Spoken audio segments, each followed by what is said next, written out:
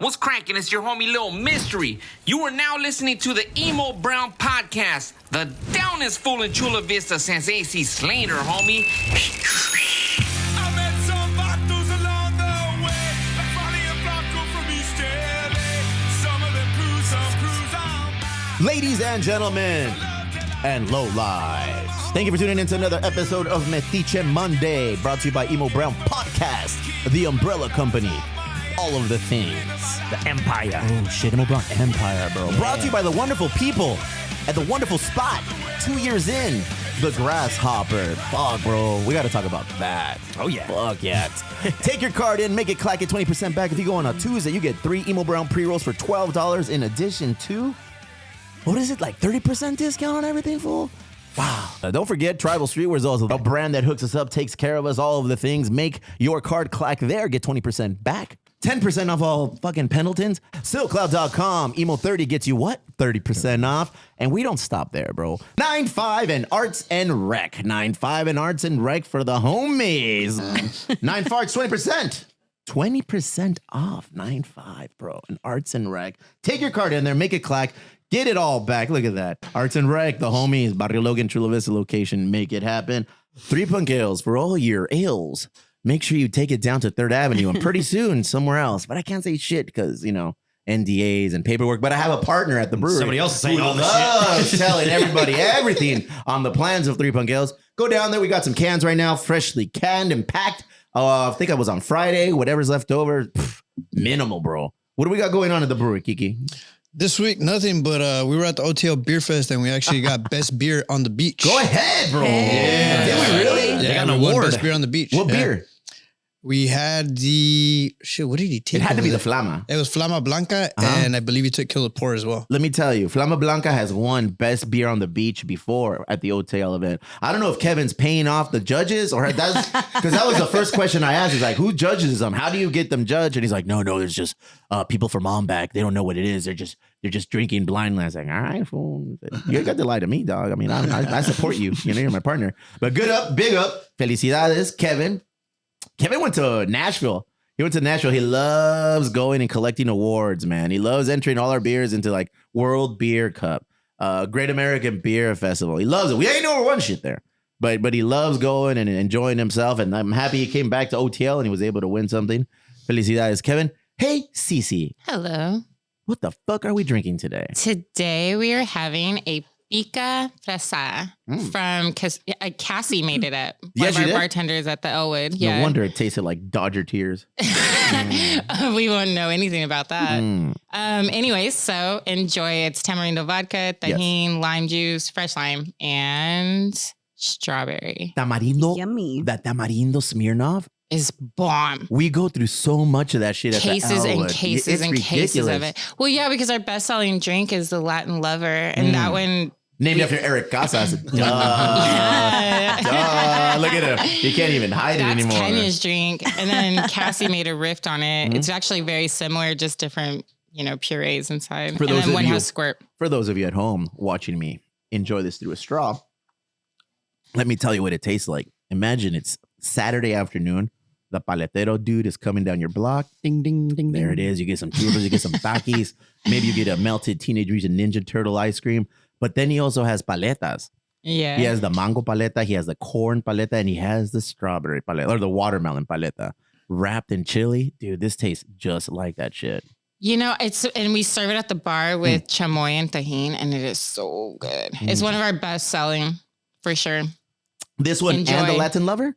Yeah, this is like second in line. Really?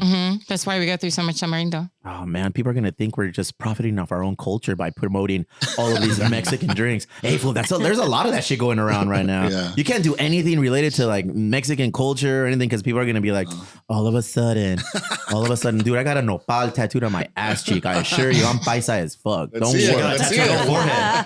Te nopal enfrente. Oh, look at you, married a Mexican. You're fucking over here. Robbing our here. culture. Hi. Robbing our culture.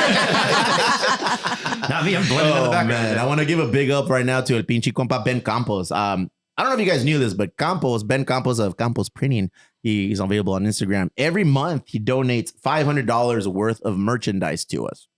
Every month he gives us $500 worth of merchandise, and we in turn, we sell it. We get that money and we put it into the foundation and we do good shit with it. So this month, finally, bro, he's gonna put this logo, because I get hit up on the DMs with dick pics. That's the one. And people ask me, what's up with this? When are you gonna fucking put this logo on a shirt? The Richie Moon design. So this is gonna be coming out on a short sleeve tee, color brown. So that should be coming out too. At least that's the next shirt that we got coming out with El Compa Campos, Ben Campos of. Hey, you tell me what name is better. Pinche Gordo Brewing is what he had his fucking merch design for. That's why he brew. Yes or no, fool?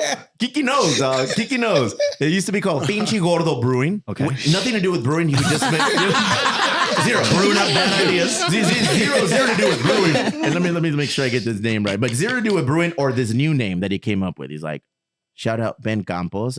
Campos Printing. I like that. Campos Printing at Instagram since 1994. So yeah, he's been at Instagram since 94. Dude, that motherfucker been Pinche Gordo since 94. That motherfucker been Pinche Gordo since 1984. He's been brewing.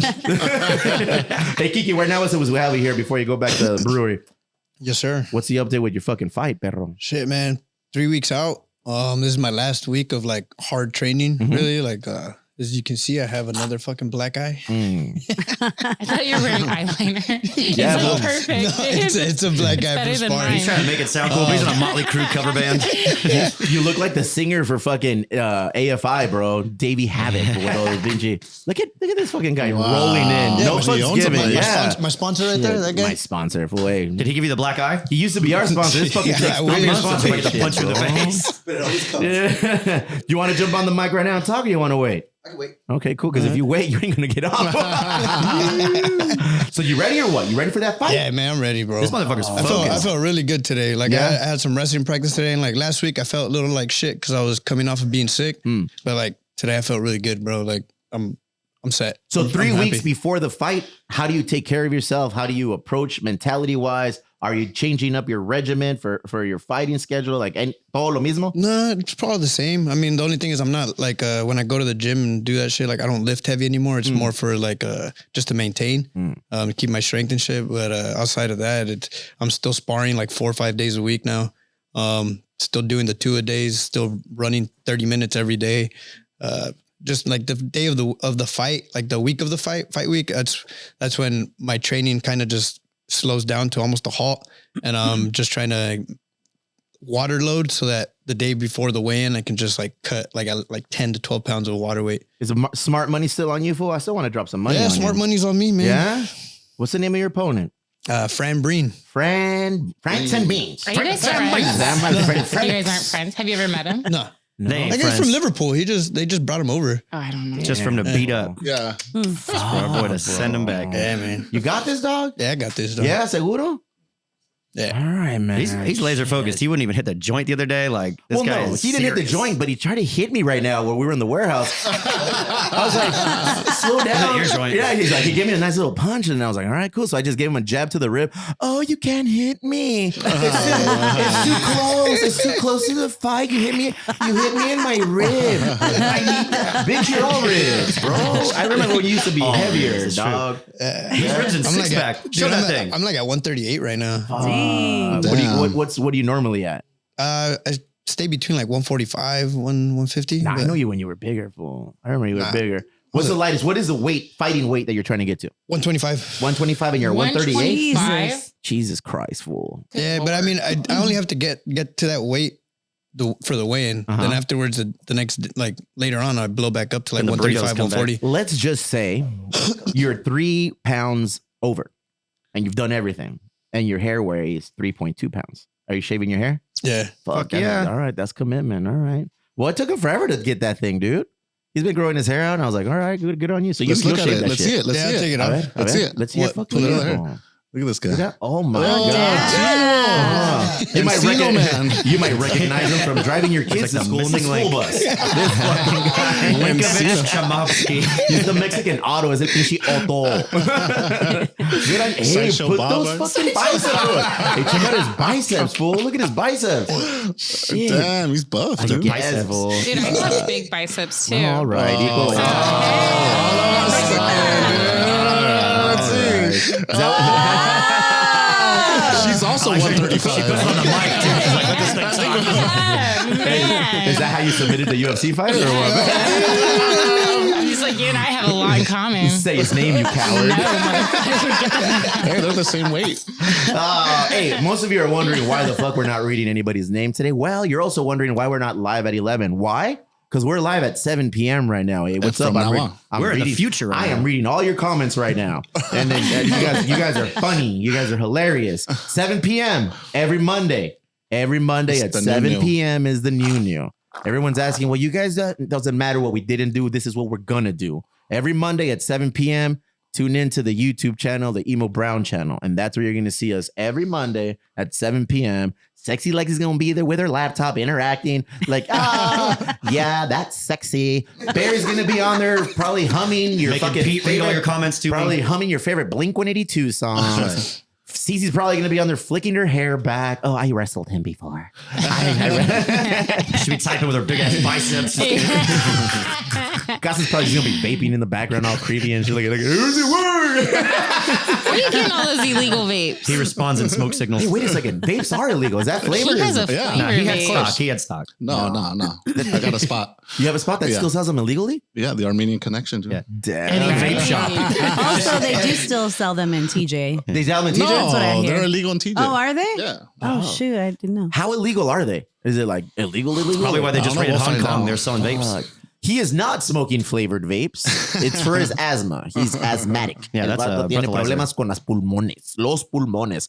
Well, so we won't be reading your names is what I was going to say because you'll be seeing them probably right here. So when we get a chance to edit this, look, I'm going to go like this. Yeah. And there it is. Boom. Like Vanna White? This is everyone's Like name. Vanna White? He's cool. She's cool. Fuck this one. I like him. I like him. I just gave you some homework. Rate, review, subscribe, do all the things with us. We're here for it. Check out our YouTube channel. I'm telling you, Mondays with us on Emo Brown. Wednesdays when el compa pinche Carlos Paez doing family music. No, was it? Fuck. Come on. Fuck it Music up. culture love. Music, culture, love. Straight out of Familia, Barrio música, Logan. cerveza, That's pretty fiesta. punk, fool. That's pretty punk. And then eventually, Yes. we're going to have you on there, right? Mm-hmm. Go ahead. I haven't heard you When pimp it out. Frightening I Strikes? haven't heard you pimp it out in a while.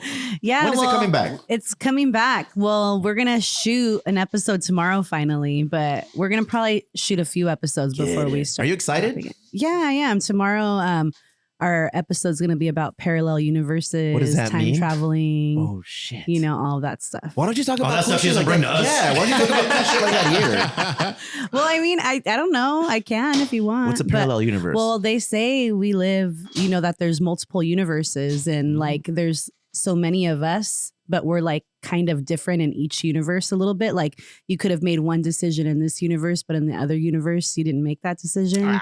Oh, yeah. Or I like you that one. speak Like I'm differently. successful in the universe. or even that sometimes you enter the other universe without knowing. You know, there's like a lot of things where they say, oh, Jordan was wearing this color shoe when he made this one shot, but now he's wearing this color shoe. How did that happen? It's kind of like some sort of weird parallel universe type of thing. CGI, I would say. Maybe. What about Or like the Is it Mandela like- effect. The I was gonna say, Mandela is it like effect. the Bernstein bears Yeah, the or whatever? yes, or the Bernstein. Or like Ber- when Fergie was singing that song, "You're Yeah. so 2008," Yeah. whatever, and then Yeah. it's like 3008 all of a sudden. Yeah. It's like, what? Or Yeah. Chick-fil-A logo or something. So yeah, like a lot of people believe that. Dude, you gotta look into the People have Bernstein. these false memories. Tell me you use psychedelics every Monday before the show. I've been to some parallel universes and it's still blowing my mind. So like people have false memories. Like they think that there was a movie called Shazam with Sinbad, but really it's Kazam with Shaquille O'Neal. But people remember Sinbad playing a genie and not Shaquille O'Neal. Sinbad never played a Sinbad was genie? No, he never played a genie. Yes, he did. No, he didn't. I remember that. He did not. No? Oh, So you see? that's- Can we other talk one. about Sinbad and how amazing his outfits were? His I little know. jumpsuits. Yeah. God, I love Best that guy. performance, Brick Jingle All House. the Way. Brick Sinbad was House. Is it Brick House? That one was really good too. Oh, Yeah. man. Anyways, Disgruntled things like that. Or mailman. people believe Nelson Mandela died in prison in the 80s, but really he didn't die until like 2013 or 2011. I don't know. Oh, wow. Look at Yeah. this. So there's these Sexy weird Lexi things. the historian. Or like how Picasso died in the 70s. Pablo Picasso? I think so. Should I just talked out of sorts? I don't know if that's true, but I think that's true. Well, it's true now. Fuck, I think you're things like ready that. for B Real's podcast. All the weed you're boy, smoking. let's do You're it. fucking ready to go all in. I'm I ready remember to go watching in. a video one time of some dude in a 1920 photo, and he's had like an iPhone in his hand. There's some of at those. the fight. Yeah, or there's a guy at a Tyson fight, and he's like recording it with like something in his hand like that. Yeah. Nah, it's bullshit. Mhm. It's probably a notepad. Barry, what's going on with you, sir? Shit, I'm recovering from the No Effects show. That was fun. I got to pour beers, which was really fun. I usually don't do that, but You don't do what? pour beers. Oh, you didn't go. Hey, thank you very much, bro. And you actually worked, huh? You work, bro. Oh, I fucking slanged them, dude. It was Thank fun. you People were very coming much, back. man. And that's awesome when people step up and contribute to the cause. I appreciate you. Oh, wow. Anything for a free ticket. Hey, fool, did you hear his fucking speech last week, perro? I gotta make sure. You're like, I appreciate you. You are awesome, dog. It was awesome to hang out with you. You complete me. Oh. And then they took me. We went to the show, and then we went to Wendy's afterwards. You said you've never been to Wendy's. I've never been to Wendy's. Have you What? never been to Wendy's? I've never been to Wendy's. I don't know, fool. I don't. Yeah. It's not something that. And then you left me the Wendy's, biggest yeah. fucking iced tea in the car, which Yeah. I proceeded to spill in Fernando's car. Did you really? But the lid was still on, so it was like a little drip. Anytime Barry and I go drinking or play golf or both of them, and Fernando's always there to give us a ride. Well, I feel bad because the Jasbera. You'd feel worse if you let me drive. Dude, the Jasberas, you guys get down giving me a ride. Look at the down is full in punk rock. El Jefe, bro. Look at how close they were. I could have thrown shit at them, but I'm not ghetto like the people Dang, next you to guys us. were VIP. Have you seen him on the Mayans yet? Oh, look at Sick that. one. No filter. That's just how beautiful I look. That was the Jamaican drop. Look at that. Oh shit. Hey, thank you for that. Leave that there. Okay. Sweet and Tender Hooligans will be coming into town this Saturday. Big homies, El Compa Art, all the guys in the band.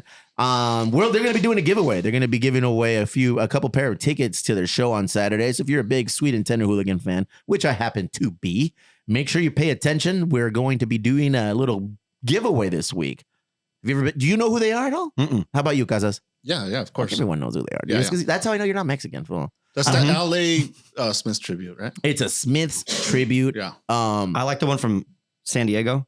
Which one? Still Ill? Still Ill. Yeah, they get down. Oh, They I get love down. them. Virgil, that's my Dude, guy. He's the dude. He's a dude. Once upon a time, we were allowed to have concerts at the brewery, That was CC, crazy. and we were allowed to. We had audio I'm the reason why karate. there's no concerts over there now. We had audio karate come in and play. We had the homies from Los Paranoias, bro. Paranoias, fucking.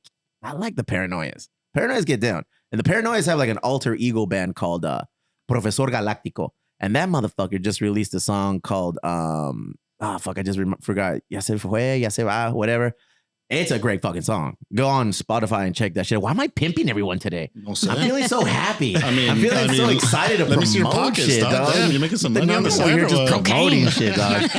Cocaine. He's about to pull that rug out from us so quick. You just wait. It's a 2-hour episode. Bro. This is the first 5 minutes. Cece, what's going on? Nothing. It's been the coolest week. I got to go to LA this week. What? Yeah, I just went for a Here we couple go. hours. Here we go, guys. It's coming.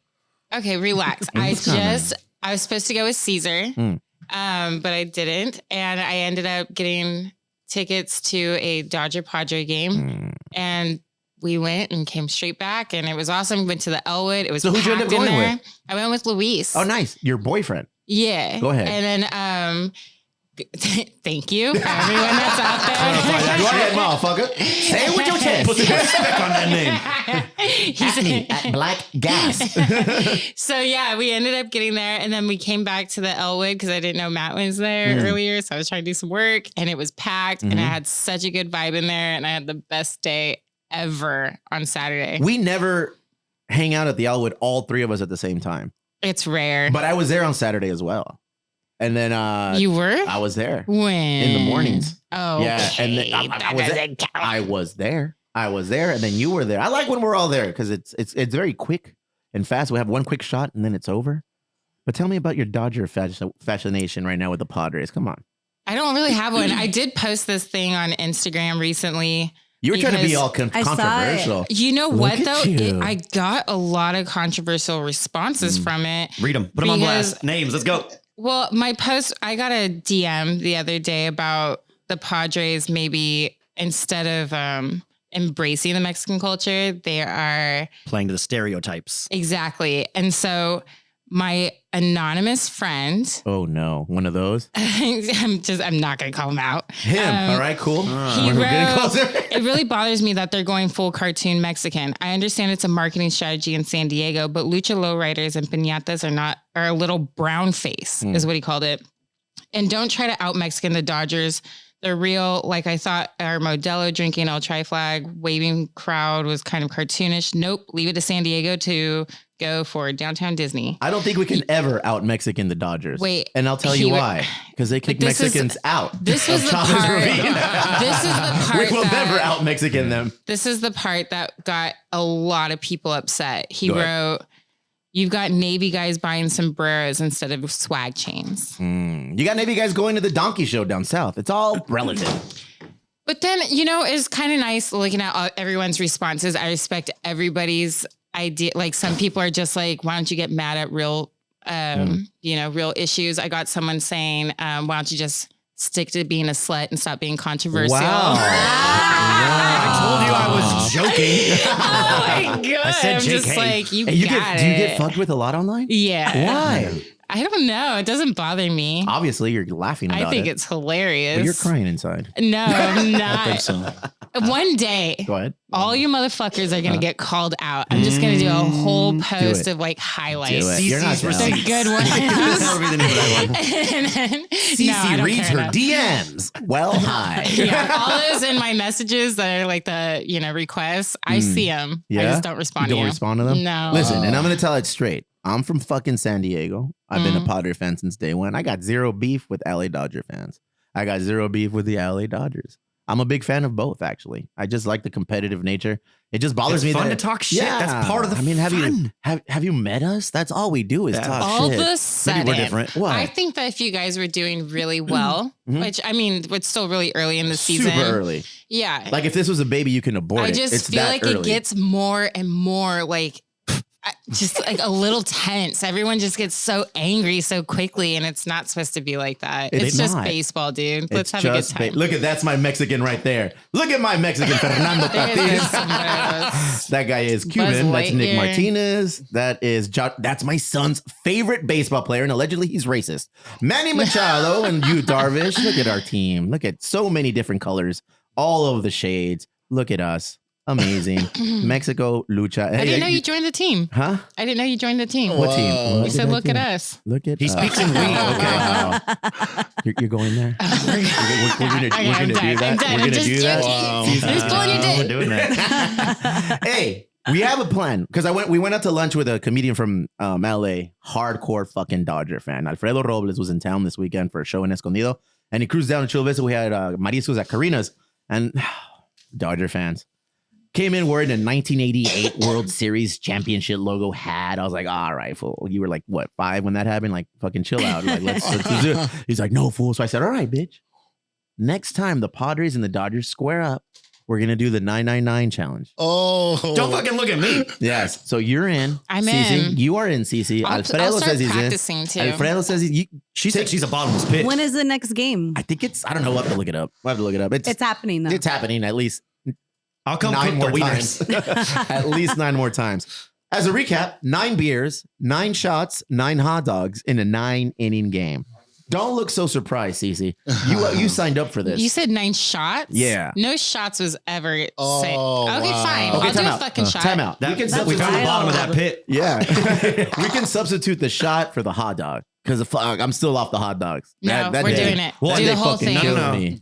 It should be a choice. You could either eat the hot dog or take the shot. But you Barry, have to, don't make me show the picture of you eating the hot dog. Oh, I'll eat the hot dog. All right, fool. All right. I know you ate the hot dog. I was there. Join us on Patreon. I'll drop that later. All 5 of you can see it. 207. End our toes. So it's on, Cece. We're going to Down. test your so that's fandom. August 5th, August 4th. Is it August 4th? Okay, we got August 4th confirmation. is Friday. Okay, And then perfect. 5th is Saturday. So we'll do. That's how that works. We'll yes. do one of the. I can't do Fridays, but I can do You Saturday. can do them a both. Saturday? Mhm. All right. Hey, Yeah. I 9 just want to shots. watch. No, Wow. there's no watching. If you really want to be the champ, though, I just the want to current come and record watch. is I don't want to do it. 10.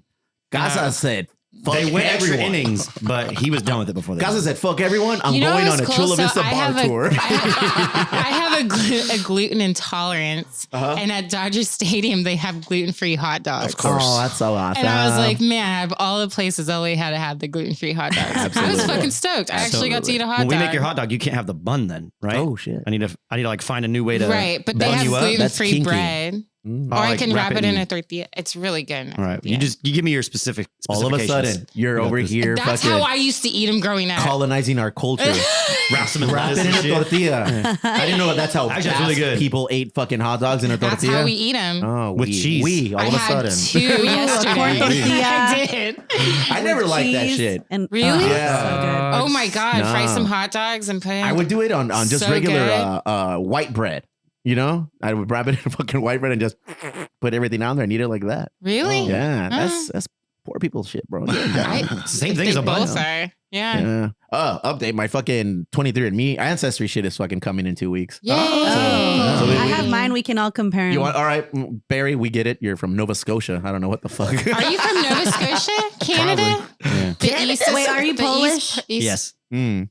No wonder you went down on them weenies all quick, fool. That was crazy. You know what? Every Polish to Polish Polish. friend I have kind of looks similar. Yeah. There's like 6 of us. That's why. Sexy with the racist rant today. Every Polish person I ever met, I they all look the same. My guy friends, I have like 4 Polish guy friends, and you guys all look like you could be brothers. It's okay. She has Polish friends, so she can say this. It's all right. Give it the Polish pass. I'm It's just a Polish saying. pass. You guys have similar looks. Did you just create something? You know what? Speaking of friends, I think this is a perfect opportunity to introduce some homies from Vision Culture LLC / Vision Culture Foundation. Terry and RJ, if you can please step to the mic next to Cece. I promise she won't submit you. I want you guys to go over a couple of things that we talked about last week. Damn, like you didn't know you were coming up. Look at you. fool. You guys are like, I'm like the teacher. I'm like the 11th grade teacher asking you pull guys it to come down, give pull your the mic down. presentation. They got notes. All right, Terry. All right. All right. Oh, look at that. we Terry. go. Oh, Damn, there you go. We got two. What's up, two boys? shots. Tell us a little bit about what's going on. Oh, let's. Oh, shit. Damn. Oh, no. There we go. We're on. All right, go get. You're good. There he is. Hey. Pretty sure we're here to talk about the golf tournament, right? Okay. Ooh. Okay. I'm So always down to talk about the golf tournament. yeah. Better. So this year we're doing a celebrity pro-am version. Shit. Yeah. So we're gonna ask our favorite community-minded celebrities to get on board and help out. So every foursome will have a celebrity with their cart, hanging out with them, talking to them about, Sounds like just fun. talking Cece, story are you with in? them. Are you in, Yeah, I'm like Cece? Cece's one of the celebrities. Only in the octagon. I'm not doing this. Patreon. Vision Culture and Emo Brown have united forces Yeah. to collaborate for this year's 3rd annual Emo Brown Vision Culture Golf Invitational.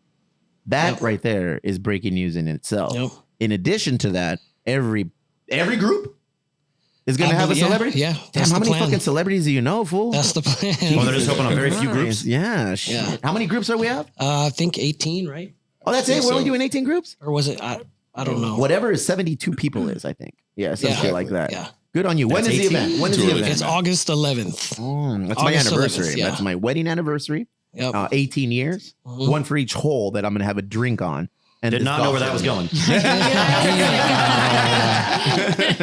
Hell yeah. Tell me a little bit more about this. Yeah, I mean, it's you guys do it well every year. This is what your 3rd year doing This it. will be the 3rd one. Yeah, man. 3rd Yeah. year. You always get an amazing turnout. Mm. We're just hoping to expand on that this year. Open. No, we're gonna everybody's do it. everybody's Hell network yeah. and everybody, just reach a little bit more of the community this year. Terry, Yes. share some ideas with me. Yeah, basically we want to raise as much money as we That can. fucking voice, bro. Hell yeah, bro. Do it again. Thank you. Thank you. Oh, shit. Do it again. We're about to lose Lexi. That's sexy. But yeah, no, raise as much money as we can so we can give back to the community.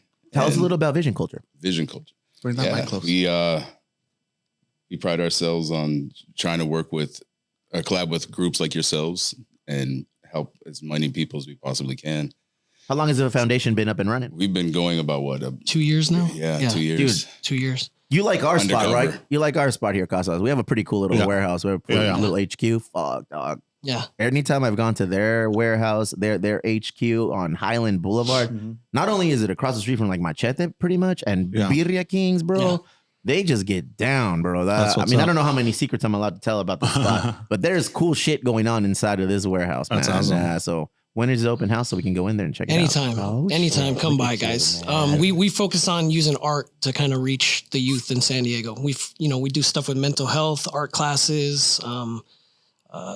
We try to get involved as we can. And that's kind of why we see eye to eye with you guys, is because we're all about the whole community, everybody winning. So as many collaborations, as many things we could work together with other community partners on, that's kind of what we're about. When can we have tickets on sale for the Emo Brown Vision Culture Golf Invitational? Damn, I got you on that one. Yeah, Okay, so They're going live now. we're not there yet. I don't think so. All right, I think cool. we got a little bit more marketing All right, to polish perfect, up, but perfect. Polish, Yeah. Polish, either one. perfection. She knows 6 of them. Boys, this is your home. Any Monday with updates. I expect you guys to come in and do your thing. Thank you. This is an open invitation every Monday to come on in and share your thoughts. I expect more from you next time, Terry. I do have a little bit more. Give me it. I also do real estate. Oh shit! So I'm a real estate agent. Time out, because there's our rep right there. Do you approve of this? It doesn't fucking matter. Go ahead, Terry. Bring that mic closer so we can make it. Basically, my whole premise is I'm the giving realtor. So I have 3 foundations that I give back to every time I close a deal. Make it 4 and you got a deal. Emo Brown is definitely one of them. So Heck yeah. Thank you, man. Look Thank at you, you. bro. How long you been doing real estate?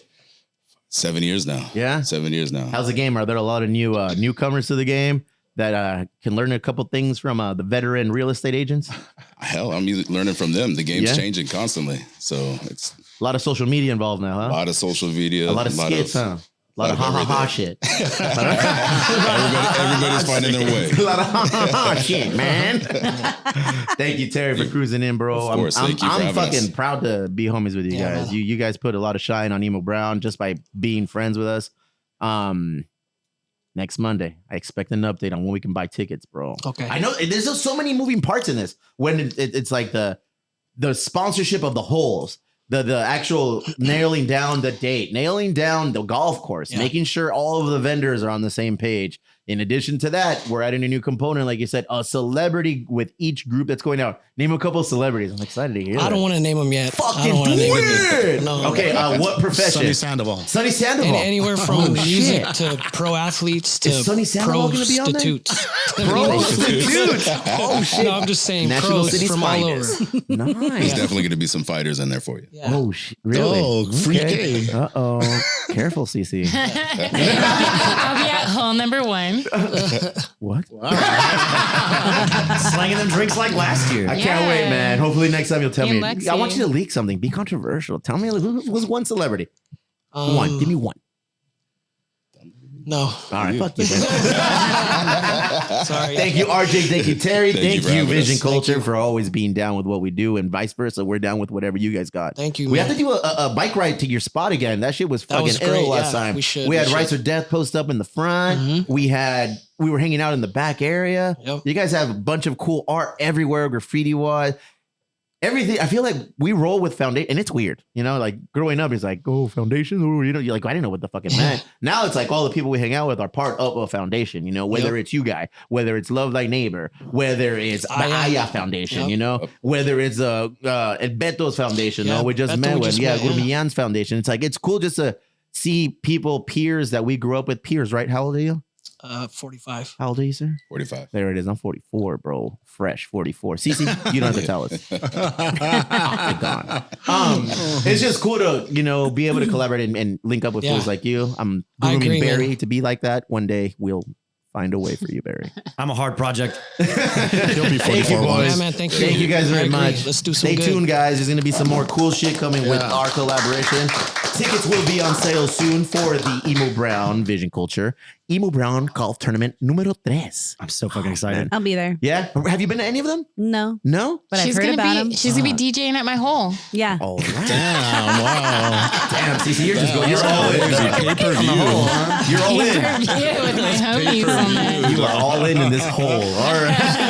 We're going live on that one. So, speaking of like giving an opportunity to give back and stuff, I went to the Red Hot Chili Peppers concert. Oh, damn. I went to the Red Hot Chili Peppers concert, but not as bad. I went to go pour beers. So we were out there pouring beers. So big ups first off to all the people that help support Emo Brown Foundation this Friday. It was a Friday one too, fool. Nobody's available on a Friday. I'm not fucking available on a Friday, but there I was at 4 o'clock. Well, no, I don't want to say. I got there like at 6. Hella hits though. Dude, yeah. Crazy. I've seen them before. Yeah? Yeah. It's Dude, nuts. I was pouring. Well, here's the thing. Mars Volta came on. They sick. opened. Yeah, Hell so yeah. Mars Volta was there. Thundercat opened the show. And then it was a Mars Volta. And Mars Volta, no mames, bro.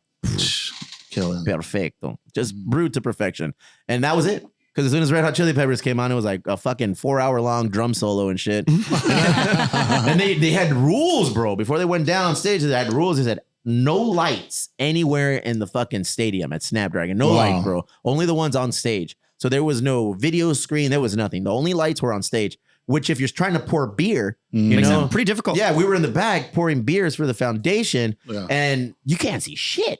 You can't see a goddamn pouring by so. It was like, fuck. You know, I was like, I was feeling it, dude. Hey, do you ever take a shower in the dark? Yeah. That's fun. That's fucking fun. It's like, I guess that's the cabrón.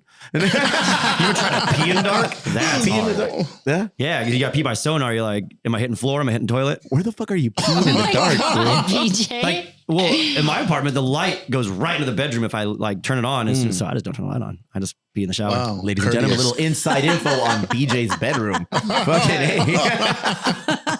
BJ's bedroom. That's a good podcast. Bro. Red Hot Chili Peppers. I don't know what these people are thinking going to watch them, bro.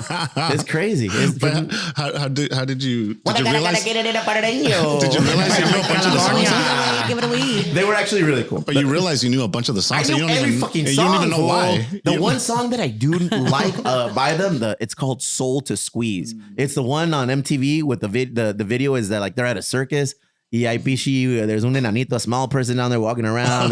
There's some clown like juggling, and like the bass line is fucking dope. That's the one song I like, but everything else is like, what I gotta give it to your mama. What I gotta give it to I have you. a crazy memory with them when I was a little girl when they debuted on MTV Under the Bridge. And I remember my entire family was there. I remember exactly where I was standing in the living room, and we all watched it right after dinner. It came on at 8 o'clock. Do you know what the song Under the Bridge is about? No. Heroin. It's about heroin. Oh yeah, I heard that before. All of a sudden. Have you seen that video? Anthony Kiedis used to be a super cupcake. Dude, he's like 70 fool. That was the heroin. He's Oh still my- the same yeah. one. You know? He looks is- the same. He was hot. He just looks a little more droopy. Oh, yeah, You yeah. know, like it's when you Yeah. put the filter on He's your still face, hot. the one that says saturation, I think, or structure. Like you just roll that shit up and it just.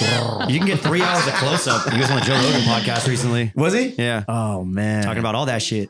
I don't know. Ever since Hillary, sexy. is he? That's Yes. Oh yeah, he, Certified. for Yeah. sure. I think wifey thinks he's sexy too. Anthony Yeah, Kiedis, that's that sexy. mouse. Yeah. I think wifey's like all But also about look it. at who he's competing with. Look at all the other dudes in the band. Fucking Will Ferrell. Yeah. Fucking Flea. Who's their guitarist? Is it John Frusciante still? Frusciante. Dude. All right, now I'm taking you deep into the fucking nerd shit. John Frusciante, when I was in a band, was my favorite guitarist fucking forever, dude. Just that He's dude. sexy too. Yeah, that dude just got down. And But when he can't heroin. play. But fucking heroin. Yeah. Heroin is crazy. Heroin, It's awful. it took fucking Barry's uncle, Kurt Cobain. It's just a crazy drug. No, Courtney loved Kurt Cobain. That's right. Oh, we're doing that? We're doing that. Oh, sorry guys. The whole room went silent. I hear That is the greatest segue because this last week, MTV News came to a fucking halt. There is no more MTV News. Wait, there was still That's what I'm news? saying, yeah. But that's where I found out that Kurt Cobain died. I remember coming home from school or some shit, work or something, and Kurt Loder could come on. Dude. Yeah. Kurt Loder, hi, Kurt Loder, MTV News. A sad That guy's day still in around. Seattle as Kurt Cobain pronounced dead. I used to have a hard on for shit. Kurt Loder too. Did you really? Yeah, Fuck, dude. Are you okay today? yeah dude. What's good? I'm good. Horny ass fool, fucking CC. Sorry. I love it. Suchen Park, Oh, Gideon yeah. Yago, Yeah. Tabitha Soren. Those were all names like I legit grew up. How about you? Because you're a little younger than us. You're about 10 I years knew younger. of MTV News, but Yeah. it was always like just little clips. That made me sad. I mean, they stopped playing music a long time ago. It's 10 like to the very hour. reality based. I remember It was MTV 10 to 2 the hour came out and every they're hour. like, that's where the music's at now. And then it just became Fantasy Factory. MTV2 was the shit. that's where all the bands that I actually liked were playing. There was a band there a long, long time ago. I think it was like the year maybe 2000, 2001. They went named Thursday. And they came through San Diego and they played. They did a great band, Cece, before you roll your eyes. Sorry. Yeah, great. You're right. They're no Willie Nelson. But, Yeah, dude. but I remember like fucking being super about them. We were in a band, so we kind of like, not ran in similar circles, but knew of them. And they crashed in my house for a night one day, bro. So I was like, oh, hell yeah. So, MTV2. Still around? I don't know. Still there, but it's just Fantasy Factory. MTV News? No longer. I don't know where you watch a music video anymore. Probably YouTube, huh? Yeah. That's the only TikTok. place. Should we start a fucking show where we just show music videos or we get canceled all quick? Fool? Yeah, we'll get canceled. That's why none of our lives have worked too many music videos. Which is another reason we're no longer live. Because anytime we do any clip with music, it just gets dropped. Yeah. Or no, you don't even have to play the music. What is it? Just a clip of the video? The clip of the Yeah, video. like Valió Pito? Yeah. Dude, I get so many DMs of people like, what's going on with your life? Yeah, I It's know. gone. I'm like, relax, fool. Yeah. That So doesn't this on it. is better. Is this better? This is the move? Yeah. I'm going to miss you. MTV News. I never knew I did. You looked at miss Cece. you. I got I scared. know, I'm I'm like, just like, wait, bye. fire? R.I.P. R.I.P. Rip. MTV News. Were you about MTV? Yeah, I watched MTV News. MTV News? Did you watch TRL? I did watch TRL. What's your favorite TRL moment? I don't know. No? I can't even think. No? Backstreet's Yeah. back. Blink 182 coming out on the I mini can't bikes. think. Blink-182? And they fucking You came know out on what little tricycles. I just thought it was crazy how everybody would stand outside like with their signs. All day. It was Yeah. a different And they era. would they would close off the Yeah. street if like Backstreet Boys or NSYNC or Britney Spears came on. It Does that was a shit still even different era. happen? Like, No. do people like crowd mob like that? Like, Yeah, well, we went last time we were in New York was probably like 5 years ago, and I remember my mom and wifey were all maybe it's longer. It was Matt Lauer before that fucker got canceled, and they lined up outside in the cold. I think it might have been snowing to just watch him like at 5 a.m. I was like, you guys are fucking Dang. weenies. Yeah, so I don't This know is now. like back when you would have to stand in line to buy concert tickets. It's like those Damn. days. That's how old we are. Back when you could actually buy concert tickets. Yeah, I know you can't even get in now. That's sexy. That's sexy. Oh shit! That's all trademarked right there. Hey, happy Mother's Day. Any mothers here? Yeah. No mothers here, right? No. I made one. You made one a mother. Wow. Me too. 3 times over. Good on you. Happy Mother's Day. It was on Wednesday You for too. us, the Mexicans. Not my mom anymore because she denounced her citizenship and became an American citizen. So we celebrated her on Sunday. You know? She only gets one day She only now. gets one. Oh, my abuelita gets both because she's my abuelita. Wifey gets Sunday. My sister gets Sunday. My mom, she's no longer a Mexican citizen, so she gets Sunday Is too. that how it works? Fuck. Did you have to like pay Yeah, if they don't fool. have dual There's citizenship? paperwork involved. Yeah. I was like, oh, you denounce La Patria Mexicana? No más perla tapatía? No more Wednesday celebration for you, Mom. Is that in the paperwork? You said? You know, You must give up all Fine bread. fucking holidays that are Mexican related. She doesn't celebrate September 16th, fool. None of that Yeah. shit. She's a Cinco de Mayo celebrator now. Oh, yeah. Ooh, fuck, is that racist? Hate it. I was It's your born. birthday. so I'm Right. not a mom, but like, don't you think that Mother's Day they should have the day off and like not even have to deal with Yeah, any it's of Sunday. us? That's why it's Sunday. Damn, bunch of haters, fool. Instead, they have to go to lunch with their kids or wherever with their kids, or it's still Breaking news, being Mother's- moms like hanging out with their kids. I know, but they deserve a day off. I feel. Nah, my kids. I think leave so. them. I mean, what would they do? I'm bummed. Whatever they want. Sunday fun day. Come on. Yeah. Wifey got mad. Brunch. Well, not mad at me, but she set me straight. I was like, the only thing I don't like is like every year at school, like elementary school or whatever, is like the kids are making shit for mom. This year was like, what did they call it? Muffins for mom on Aw. Mother's Day. So they go in, they had muffins, they hang out, they fucking draw designs. I never got any of that shit. Yeah, the Father's As Day is a kind dad, of lame, Because huh? Father's Day's after school ends. And that's what wifey told me. And I felt like I felt ignorant as fuck. I was like, they never celebrate me. He's like, yeah, dumbass, the school's out by now. I was like, Summer vacation. Yes.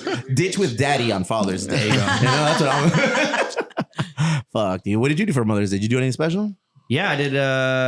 Wednesday we did some stuff, but there was a lot going on, so we just kind of moved it all to Sunday. I did a big old breakfast for Fernanda and her mom. We called my mom and like video timed her while we were doing that. It kind of sucks. It's like, look at all this fun we're having, Mom. Oh yeah. But Aw. Oh, we did omelets. It's my specialty. And I told him, like, next year I'll switch it up. I'll do something made else. They're eggs. like, You no. made eggs, no. fucker. I made bomb ass eggs. Bomb ass eggs. Eggs, salchicha, Mm. bacon, Mm. avocado, spinach, A heart attack. bell peppers, salt and pepper, some secret ingredients, and a whole lot of love. salchicha. I'm like a fucking Led Zeppelin song. Hold on. No Zeppelin fans? Okay. I did it. Hey, did you get her like a gift, or you guys are just breakfast? I gave her Pete. Oh, yeah. Wow. No, I got a professional Sheila's. photo shoot. Cece saw Oh, it. shit.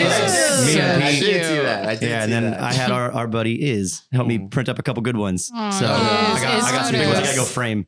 Nah, man. For me, Nice. giving gifts between wifey and me is just no one wins. It's ridiculous. So I tell her, it's like, I'll get you your flowers. We'll get you like a card and cookies from the boys and whatever. And then we'll go buy something. I don't like buying people shit because then I don't know what you like. I'd rather spend my money on something you're gonna like. All you she know? wanted was flowers from the farmer's market on 3rd. I was like, easy, let's go. You got to dig deeper than that, Barry. She wants more than that. You She's gotta got dig me. deeper. That's enough. And that's the reason you got to give her That's more. why she needs more. And that's why you got to give her more. Fool. I was reading something about being married. Now that you're all in love and shit, you're not married, Cece. No, I don't- Gasas, you're divorced or were you married? Yeah, I was the. You're married.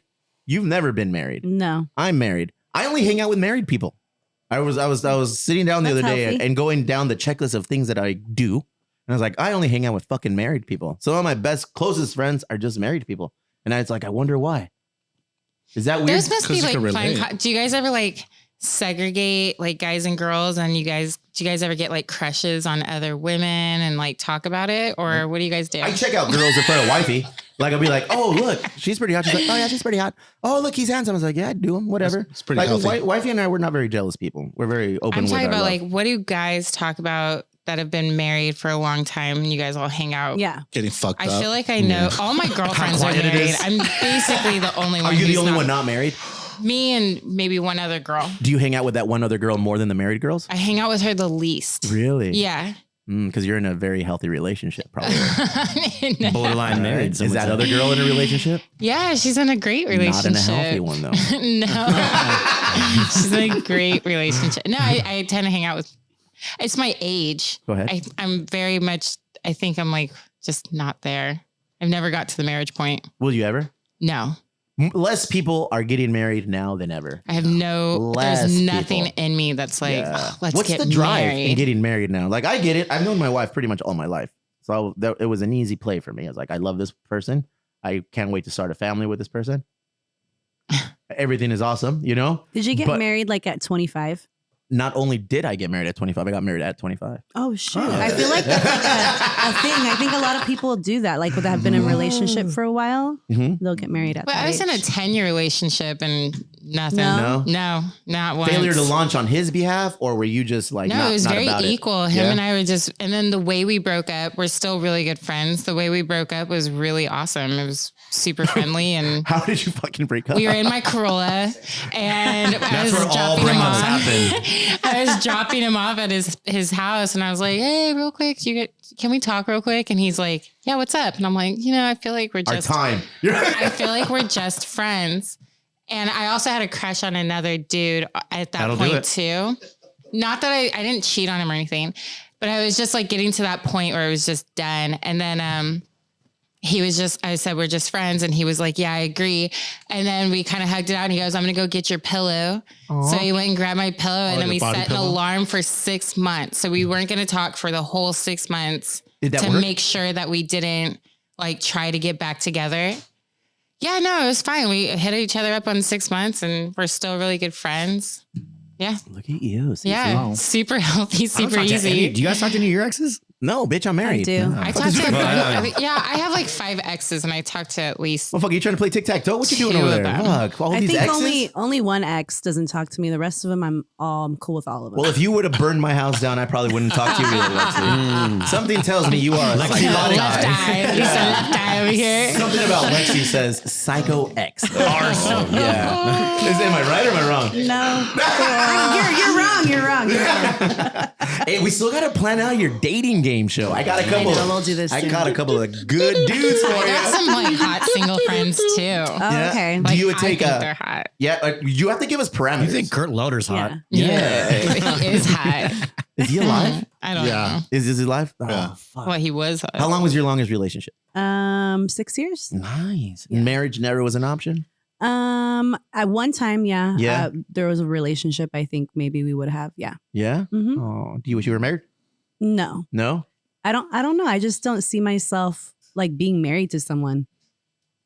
I'll be with someone. I'll be with them for a long time, but I just For a I don't long know. time, but then I don't know it how I ends. feel about marriage. It's weird. No, I feel It's you. gonna change this dating show. So the statistic also said that I knew it was a weird fucking statistic, but from like the 1940s, for ages 15 to like whatever, you would get married by the age 15 usually. Jeez. You know, that was like 40% of the population in that era was already married by the age of 15. Life expectancy was like to 33, right? So Latino. I'm over here, hey, bro. I'm just trying to, water your relationship, help it grow. And then it came out with a study in 2022, and it said that at 28 is where the majority of people are starting to even consider getting married. Makes sense, man. There's just too many. There's too many things out there now. There's too many options. There's too many determinants from getting married. But I look back, even saying that I'm about to be 38 in a couple of weeks. I look back at my age of 28 and I'm a totally different person. As or you even should be. 18, like Yeah. 18 to 21 or 21 to 25. Like you just change. And is that person going to change? Are you guys going to change together and whatever? And I keep finding myself in situations where it just doesn't work like that. And that's why I never got married. It just didn't, it wasn't bad. It just didn't work out. I don't know. I mean, some of them are bad. I see marriage in your future. Do you? Yeah. With who? I'm just kidding. I'm not getting married. Well, never mind. that future is gone. Damn. Hey, but that doesn't mean we're not happy. Like we don't have to be married. All of a This is sudden, not we, some, like, all of a sudden ultimate we. goal. Yeah. No, it's not a goal. No, it's all You know. whatever you want to be. My sister took one for the team. She got married and she had children. My brother and I never been married, never had children. That's because marriage to your brother is illegal. Well, I mean, you know. Okay. My I just sister. wanted to- My parents got So you one know. kid. Just so you know, Cece, he's not an option. Yeah. I like My that's where your sister's been brain in the goes. same relationship since like I don't This know. week in Florida. 20 years, over 20 years, and they're not married. Who's that now? My sister. Okay. Yeah. Technically, they are though. Isn't there like common law Yeah, I marriage think if so. you I think live with common laws someone in for like California 7 anymore, years? right? Dude, so there's a fucking fighter, all right? And what's his name? Stylebender. Oh, A Victor. Style Oh. bender. Adesanya, right? And his girlfriend recently broke up with him. And they've been together over a decade, I'm assuming. They've been together a minute. It's been and never married. But she filed paperwork to take him to court to be able to take some of the money that he has procured through his career in the MMA and UFC rather. Wow. Like alimony Yeah, or some shit, right? Because she has been there and she has sacrificed things in her life to help him reach the ultimate goal. I feel like it's fair. You think so? Absolutely. Oh, do you think he was holding the mitts when she was? You, he was you shaking actually his head over there. think, What you do think for a Shake it a little louder. second that your partner... Look at those hands in the back. Really? Yeah. No. No. Wait, listen to the end of the story though. Well, there's an end. Oh, wasn't this the dude where she filed to get his money and then it turned around because he had put everything under his mom? Okay, no, that's a that's a soccer soccer player. player, Oh, yeah. yeah, soccer player. So this dude had no yeah. money and she ended up paying him. Dudes are getting smart. Dudes are starting to learn. I don't know how I feel about the Adesanya, the UFC situation. I don't know. Was she in there holding There's the? a lot of give and take in Yeah. that long of a relationship. Uh-huh. And think about if they got a house together Okay. or whatever, and that's his money. I guarantee you, I don't know. I don't know their lives, but yeah, I feel like it's fair. In think certain it's- situations, it's fair. It's not like Steven Spielberg or whoever that was. Or was it Lucas? When they divorced, it was like the biggest divorce. George Lucas was married to Steve Spielberg. No, I can't She's remember saying which one of them. divorce it was, but it was the Now I know where largest E.T. divorce learning settlement. Yeah. No wonder ET was all weird, fool. No, that'll be interesting to see because I was watching online and a lot of people are like, "Oh, this is going to set the bar for future relationships and how people choose their partners and moving forward." And it's like, I guess, Or maybe just like set up a GoFundMe. Is there such a thing as like? I guess it's not a prenup if you're It's not a there's no prenup, it's just- nuptials. yeah. But I mean, you can set up to where if you start dating relationship me, boundaries. there'll be like yeah. an initial contract. Yeah. After 3 years, let's revisit this. That's really romantic. I mean, That's what it is. It's a business contract. we're not in a romantic Jeez. era anymore, fool. Yeah. Maybe you're not. The Great I made Gatsby. omelets. The Great Gatsby's not going to come and sweep you off your feet, bro. It's over. I'm waiting. I think it's weird though that like I've seen a situation where someone got divorced and was paying alimony, and I think it lasted until like his ex-wife got remarried. Yeah, like that's he how was it just like goes. literally like paying for this lady's lifestyle for like years and years and That's years. how it goes. But it's like I feel like it should be like a time limit. Like you get a year. Like I know like we were together, we built this together, and we should help each other like getting to that next stage. But like after like 10 years, it's like Well, like you haven't done anything in 10 years. Like, what are you gonna do? Like, just sit back? I wouldn't. Sit Barry back filing for divorce as we speak right now. Fool. All my shit's in Pete's name, so we're good. Say way. Mental health. I mean, I read also that being married is better for your mental health. So that's weird. With that segue, I'd like to introduce Clint Lipford III. Justin Clint Lipford III. He wants to talk over a very important thing. There's a lot of extra lip on this guy today, too. Look at this. Damn. He was a lip in Lipford. Damn, you might recognize him from the guy on the wall in the photo. If you look straight back on the photo, there's a photo on the wall. He had a mustache and a mohawk. Now, you ain't got shit. Fool. Now he's got mo hair. Damn, fool. You look like somebody in fucking P. Diddy's entourage, dog. Yeah, man. Good to see y'all. Good to see y'all. Good to see y'all. I like this couch cam too. This is dope. Also, it doubles as the cancel cam, so watch yourself. So, this month, May, is Mental Health Awareness Month. And, some of you may know I work for the YMCA. And so one of the things I do for the Y regarding this particular issue is just go around and have a grip of conversations with people in our community about their mental health, about the mental health of their families, of their organizations. I do want to stop before we get too deep and really actually honor this space right here and honor you all. Because last week, brother BJ was talking a little bit about some anxiety that he was having, right?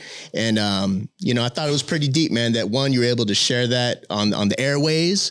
But two, I just love the overall response that the crew had and being supportive of you, man. So, to me, that's an example of what we're trying to do as it relates to mental health. We're trying to get to a place where everyone is fluid and comfortable talking about what their mental health looks like and understanding what they need to make them and have a better outlook on life, man. So that's what we got going on. I told you I did good, fool. You guys are my friends. Fool. So I do feel like I can talk to my friends. I did good. Fool. I show my love in a different way, Jay. I show my love in a different way, Jay Cliff. He knows, man. He shows love through strength. Well, I found that probably one of the best, I ain't gonna say solutions for mental health because it's an ongoing thing, but one of the best things that we can do is have really authentic, loving, caring relationships, connections with others. And that looks different in a variety of ways, And Steve, I think you're great at always rubbing people and being funny, being the funny guy that you are. But, we all take Hilarious. that as an act of kindness and love, brother.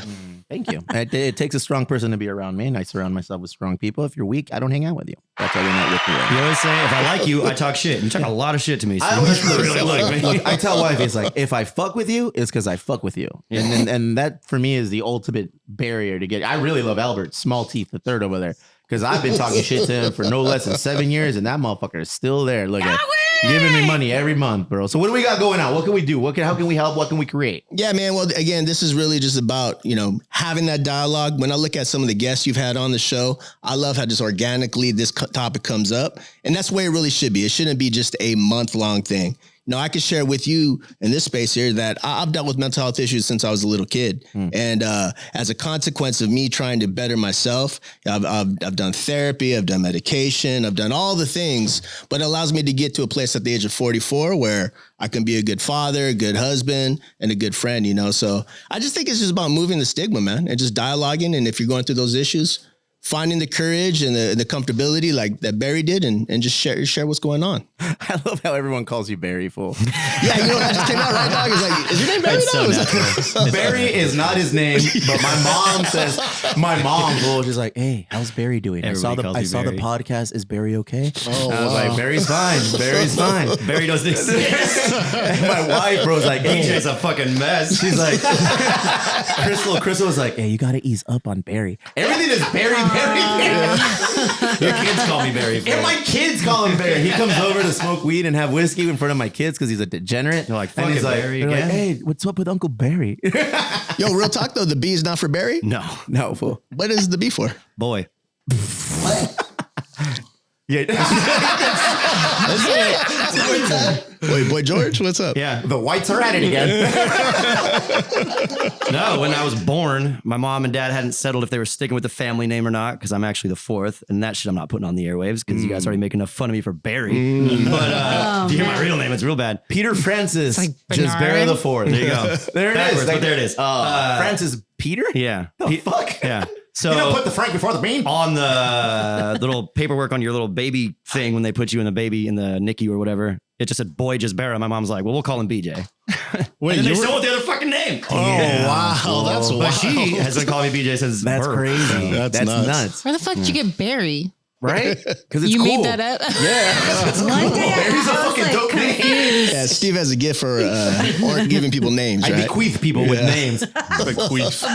There's this 5'2" fucking UPS guy, and we call him Pablo Cacahuates. Yeah, because he looks like fucking Paulie Walnuts from The Sopranos. I was so surprised when I found his name's not even Pablo. Same situation. People, dude, my parents call him Pablo Cacahuates. Like, what's up with Cacahuates? Like, who?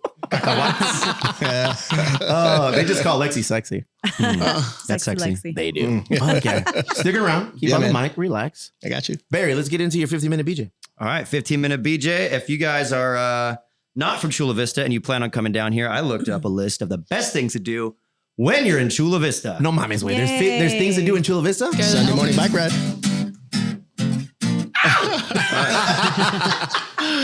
Oh my God. Why do I call you Barry? Because of that. And it's funny because I like looked it up and had to go through a few lists because the first 3 or 4 that I saw, everything they said was like, leave Chula Vista. It's like, check out Coronado. Like, that's not Chula Vista. It's like, it's all these weird Look fucking at, things. as a lifelong Chula Vista resident, I approve the message of go to Coronado, go to PB. Yeah. You know, we love that you come and visit Chula Vista.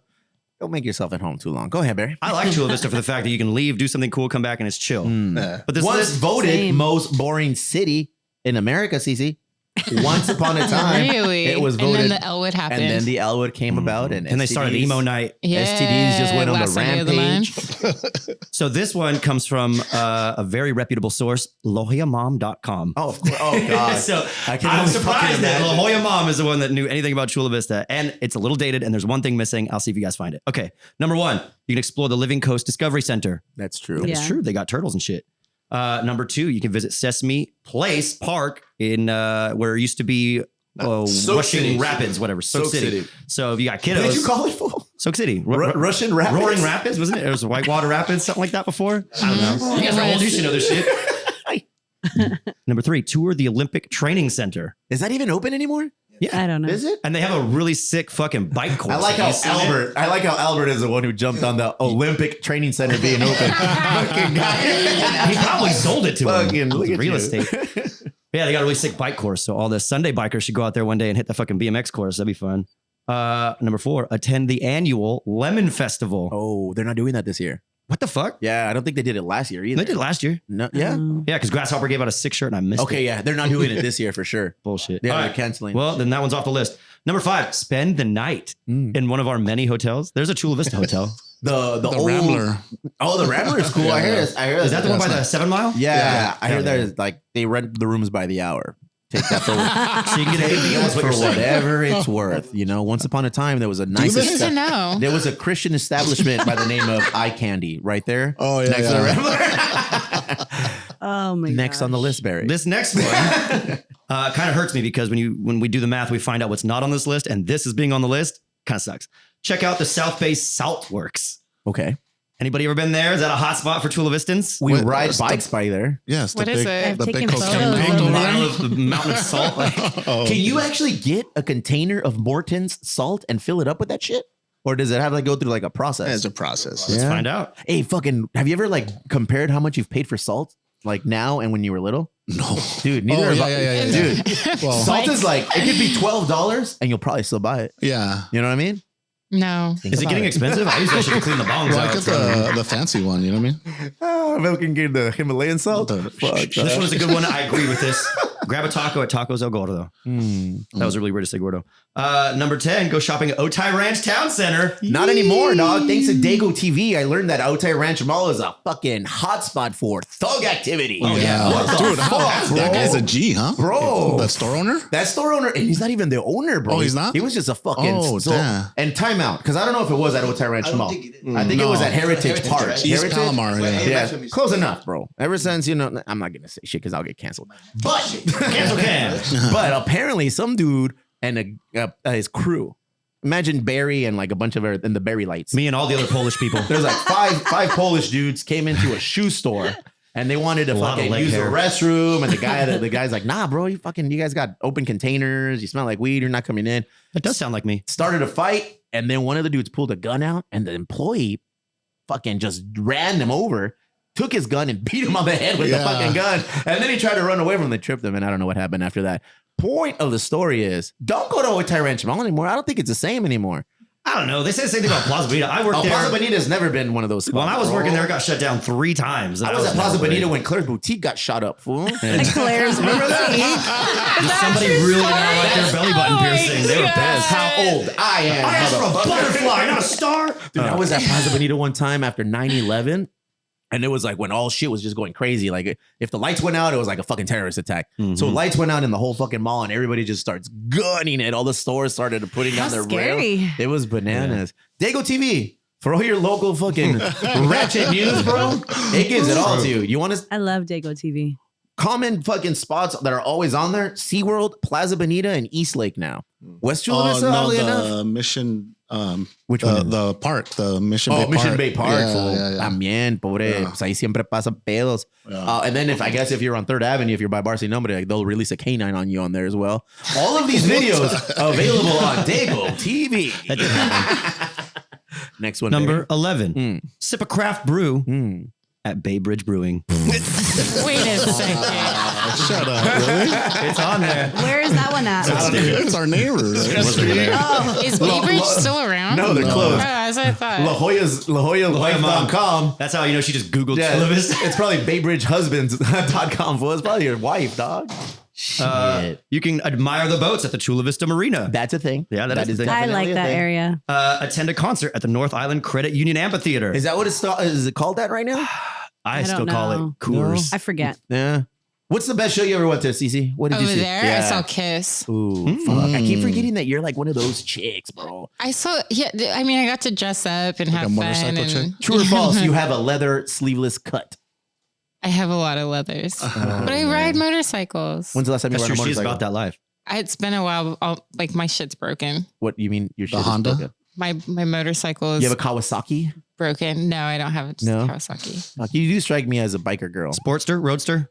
No, I don't even know may if buy those a are real words. Sportster right now, but that works. But I have a all original 1975 Honda XL. I told you, Honda. Damn, fool. I don't know what that means, but she got a smile on her face like, that's It's what just I a fun got. like off road. It's an enduro, so you can go on the road and off road. I get excited like that when I talk about boots that I own, bro. I got this fucking pair of Tortuga Kawama boots, fool. Okay. Oh, bro. These Kawama boots. Does it look like your shot glass? No. Those would be rattlesnake. The Kawama boots are the underbelly of a turtle. Illegal now. Super fucked up. I tried to cross the border in once. Donatello's out there just naked now. I was on the sickest of sick ones once upon a time, and we were coming back from Tangalu. That's how old I am. We were coming back from Tangalu, and I was rocking them shits, driving across, get pulled over, get a secondary. They're like, what are those boots? And I was like, I don't know. You know exactly what they are. And I was like, yeah, what's up? They're not legal in the States anymore. Try to take my boots, fool. What? They try to take Like my after boots. the fact? Yeah. I'm like, I didn't do these. I just bought Anytime I went to That's some Tijuas, expo facto dude, shit. anytime I went to Tijuas, I would always get sent to secondary and I always get harassed. They would always fuck with me. And I never catch me, cutter. I got a sentry, so you know my shit's clean. Next one, Barry. All right, I'm going to read through the next few kind of fast because there's a better one at the end here. You can relax at the Chula Vista Bayside Park. You can hike through Rice Canyon Trail. You can attend an event at the Memorial Park and Bowl. Oh, just make sure you don't trip over a unhoused person. Go ahead. That is true. You can go window shopping Sharping. at the Village Walk at Eastlake. You can stroll through the South Bay Botanic Gardens. Have you done any of these? I don't think I've used the word stroll or partake. I've hung out there. I visited. I've probably done drugs in those areas. Yeah. That's kind of what normal people do. Yes. All right. Browse 3rd Avenue Village Market. All right, cool. So it's close, Okay. but it's not quite where I want it to be. And then start the day at Family House of Pancakes. I cannot negate that one right there. That one's the biggest one for me on the list. Wifey fucking hates that place. Did they reopen Because it? it's so hard to get Never in. closed it. Yeah, they did. You're talking about the National City one. The one off of Plaza. No, the one down the street. We're talking about the one that La Jolla Moms Broadway, recommended. Yeah, right? it's in Lemon Grove. The one on Broadway, still open. for a minute when I was working on my dad bod full force, I was there every Friday. I would get the California. One the of my California. regulars is a server there. Which one? So, Julie? Ingrid. Okay, she's our neighbor. Yeah, she walks her dogs by the house. Yeah. Anytime I go in, I'm a fucking low. When I'm low in self-esteem and I fucking need that that foi, that lifting spirit, I go to the family house. I'm like, hey, what's up, Steve? We love the brewery. We love the podcast. I go, and I'm like, yes, right. That's right. Every now and then they buy me an omelet and shit. What? Yeah, no, I love that. He really is a celebrity there. I can attest to this. I love that spot. Wifey fucking hates it. I don't know why. Until she found they have crepes now. No. Crepes? Yeah. And she's What like, are you sharing? wow. And she was like, a crepe? She was like, there's a like a what's that hat? That they You she got got a some beret under your hat. is she fucking like shaming me? Wait No, till my sorry. wait till my ancestry comes on and shows that I'm fucking French. Family House of Pancakes. Go there. Best boysenberry syrup on this side of fucking the 805. What else? So that's it for the list. But can you guys? Do you know what's missing? What is Yeah, missing the from this? Elwood. Exactly. They need to visit the Elwood, the Manhattan, and Three Punk. It's Do not you on the know list. the original name of the Elwood? Yeah. Go ahead. It went, I'll go through all the names. I just want the first one, Cece. Henderson's. Go ahead. Lady Dies. Lion's Den. Oh my gosh. These are all names that it was in the That are past. Lion's Den was the After, most yeah. recent, right? The first before was the name. Elwood was the Lion Den, like right before. The Elwood's OG name before it was I have the paper clipping of it. Yeah. Someone told me it. And Jimmy's I never, there it Social is. Club. Yeah. Jimmy's nice. Cute. Bro, I like that name. imagine having. I would have fucking. I got the kept paper name. clipping of it. We got Someone Diamond gave it to me. Gems, and Yeah. I don't think that works so well. You don't like Diamond Gems? It's rough. Dude, Diamond Gems got Sugar Bear coming next week, fool. Sugar Bear. They're doing an emo No night way. too. Yeah. Everybody's doing emo nights now. Sugar Bear. Yeah, I don't know. That's kind of funny. That's fucking dope, right? I mean, that's really funny. It's random. I went there one time. The Yin Yang Twins were playing. I was like, "What the fuck is really going on here at Diamond Gems?" They No Kid way. Frost. Yeah, Kid Frost yeah. performs there. Who else was there? Fucking Kid Frost and aparte Kid Frost, pinche Dr. Dre's little Sugar stepbrother. Free. I don't know. Warren G was there. Oh, Warren shit. G was there. Yeah, it's Trying to regulate? Like they're on Third Avenue. Third Avenue don't fuck around. Damn. I'm telling you. But that's Algo bueno. Anything crazy? Anything fun before we get into the next episode? Because I smell food. Oh, dude, I went to Starbucks Oh, this check morning. you out. I went to Starbucks. Hold on. I have something to Oh, say. I wait, have check something to it say. out. You know the one on Palomar by the train station? Yeah. Wait, And then- East Palomar? Yeah, no, right here. Oh, okay. And In the then hood. The drive-through. I was on the way here, and then I turned, and then I don't know what's going on here. What's up with all this shit? What the fuck's going on here? Is that the goats? Yeah, hella That's goats. by my house. It's hella goats. I'm gonna dog. tell you this: if you're in What Chula is Vista, that? if you're in Chula Vista, this is something you've got to This see. is on the list. wild. Is this a normal thing? Every month they'll put these goats in usually areas under this fucking The power line, power so you can line. get cancer. I think it's like a contract with SDG&E or something. Yeah, it's a contract with SDG&E because they're at the park off of Hilltop, all the way down. Anywhere there's like SDG&E like fucking things, you see the goats. It's wild. Do you remember when they back got here. out? Right Yeah. back here. Yeah, Yeah, yeah. fucking goats. And they're just eating up all the grass because they want to prevent like fires and shit. okay, dog. okay. So in order, Somebody drove through the fence Are over you there at the for Hilltop real? Park. Dog down Is here. our gardener? Yeah, that's this morning. Yeah. Can you just walk in there? They'll let you. Yeah. So there are days where they'll let you in, like to hang out with goats. I like goats. I love goats. I enjoy goats a lot. Actually, our guest after the break is Some would gonna say be you are one. Junior Moran, and he owns Birria King, and he brought some goats for us to eat today. Hell yeah. So I'm going to partake in that. Shit. Hopefully these are not the ones that hang out under the electrical wires, though. I don't want Oh that. man! Before that, anybody got any algo buenos? You got any algo buenos? Casas? Nobody? Anything negative in life happening? No, life is good. Life is great. I'm a VIP now. That was my fucking algo What's bueno. wait, what are you VIP at? Dude, we got VIP at the fucking NoFX concert. I'm gonna live that life for the rest of my life. Oh, now. yeah. We No walked in with effects. confidence, and they just let us right in. No effects. No effects. I'm 44, and I have probably 12 the first time I saw them play. Not saw them play, rather. The first time somebody gave me like a cassette. You Heavy know? petting zoo. Before that, S&M Airlines? Yeah. S&M Airlines. And then I fell in love with that shit, man. And I've been to no less than 20 of their shows. So when I told the wife, it's like, this is it. Like, this is their last show in San Diego. They're going to do, for 40 years, they're going to do 40 cities, and they're going to play 40 songs. And I said, I can't not be there. And it didn't hurt that the brewery, we were out there pouring. You know, we were at the fest, the Punk and Drublick Fest. We were pouring beer there. Take it easy, bro. and we had an opportunity to get in there. We had the fucking passes. We didn't know where the passes would take us, Barry. We just showed them our wristbands. Motherfucker, we got all the way up to the front, bro. Let me tell you guys about this too. If you've never been VIP, their porta potties are different. Oh yeah. Oh, yeah. The porta potty Yeah. in the VIP section is probably nicer than 90% of the places NoFX has played. Yeah, it those had are a the cool fucking nice. They have It AC has in there. air Yeah. conditioning. It has a bidet. had a fucking bidet. sink with a mirror and no scratches on it. Yeah. No, because that's where people were doing perico from. Yeah, fool. that's the cocaine bathroom. Dude, the seat had a cover. Like, that was nice. I went there 3 times just to hang out. I'm sad because now I'm 44 and I'm like, oh, that's it. No more NoFX. But it's weird You because really think they're not going to play again? Yeah, I do. I really think they're done. They're going to record again. They said. I'm They sure said they'll we're gonna record, but they're not going to tour. They're not It's going to just- tour, but they'll be like, hey, let's go play a show. Money Like runs right here. out, bro. Money runs out. I've met them before. Yeah. Have you guys ever met them? Photo with them? No, I haven't. I've never met them. have. Yeah? Ooh, which one? Smelly walked by while we were getting shit set up, and I didn't want to be that Smelly guy. and Who's Fat Mike. You met Fat Mike? Was he Yeah. nice to you? Yeah, he was nice. I bet he was. Yeah, he was I nice. bet What That color was a was his long hair? ass time Oh, ago. shit. That's This is fucking like Eric 2011. Melvin. That's Eric Melvin. That's not Smelly or Smelly. Fat Mike. Yeah, that's Eric Melvin. 2010 or 2011. That's Fat there Mike. we He looks go. the same, except he wears a bra now. Melvin hangs out at the holding company. He probably watched you DJ.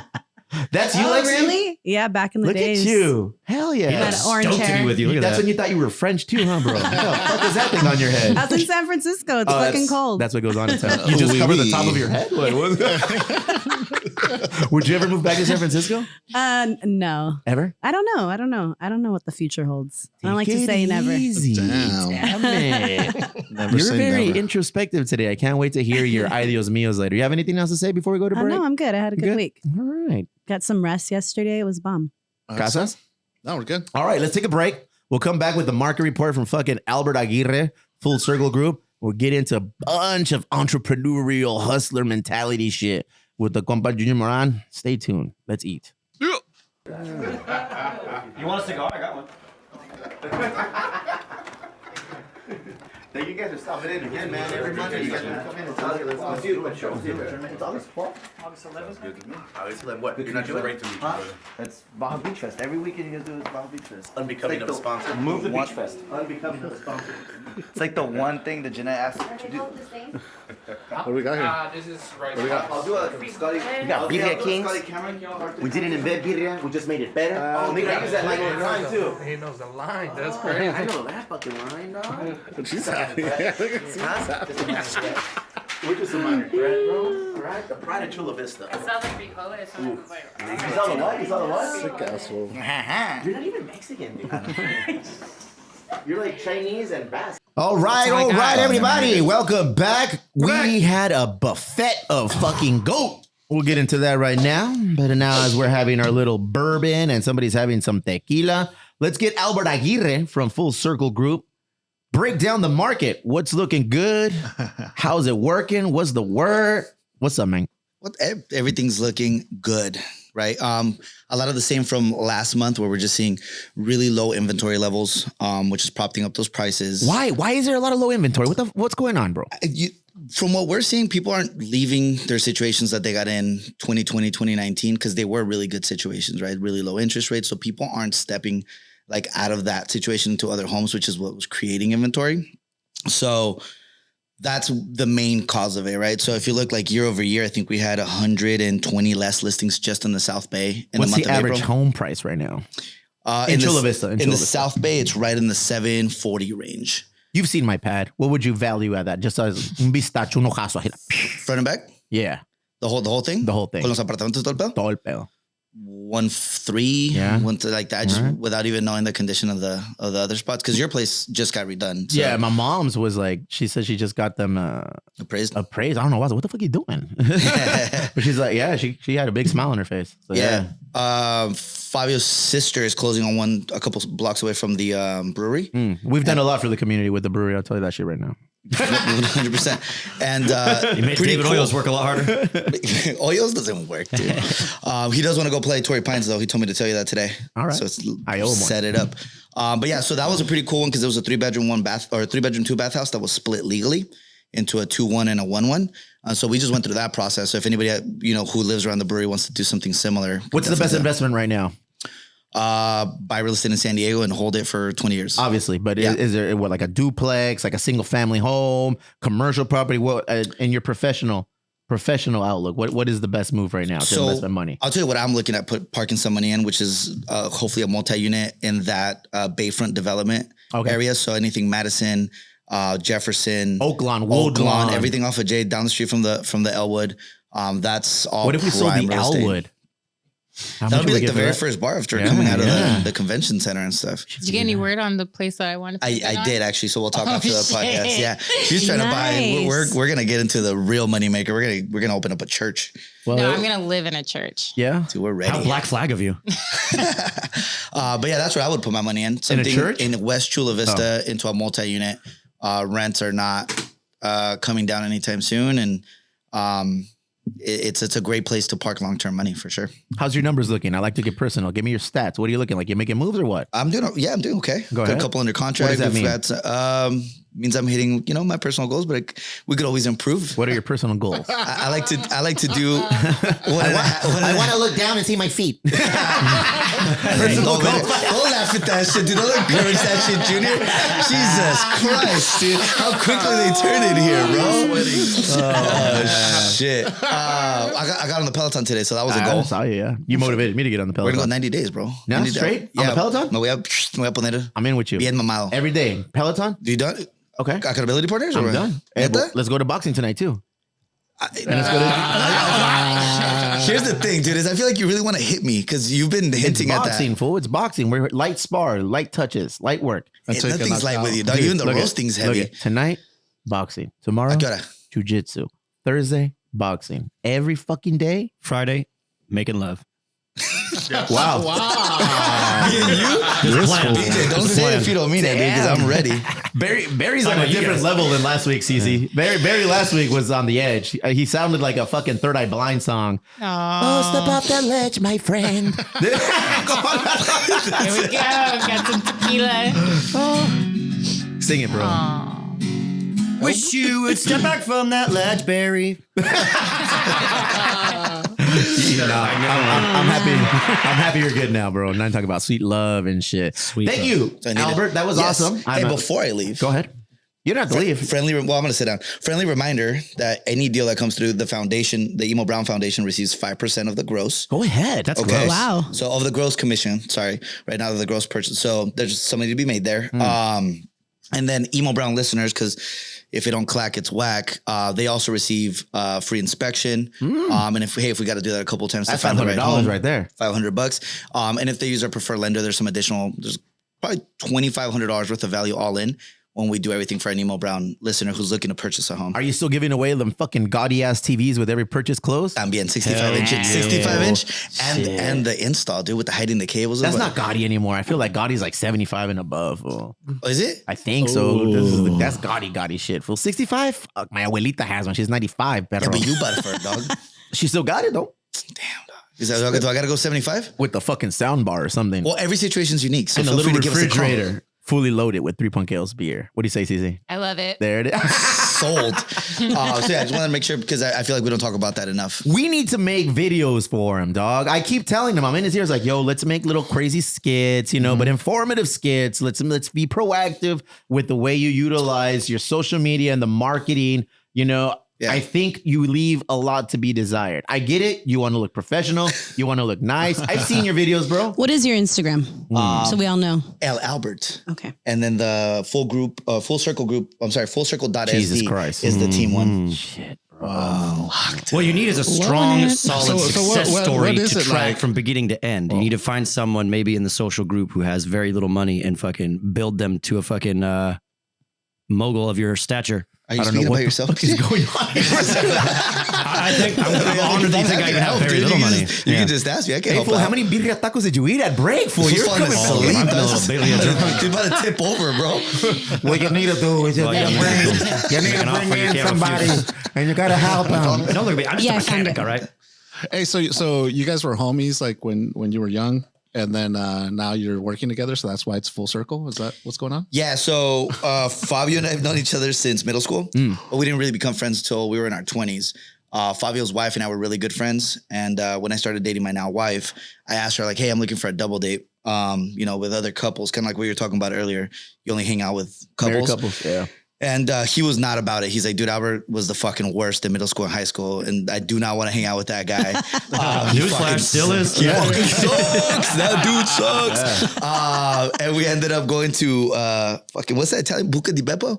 Buca di Beppo. That was the very first. Italian very that fucking place. Italian. You know, that fucking, So we ended up hanging out, and he ended up being the best man at my wedding, bro. So things came full circle. Nice. Full circle. That's a cool story. Yeah. I wish it was true. Cobus, man. How long you been married? 6 years. How 7 long has in he been October. married? 7 years. I think theirs goes longer. Well, they're about to have a child, so their anchor runs deeper.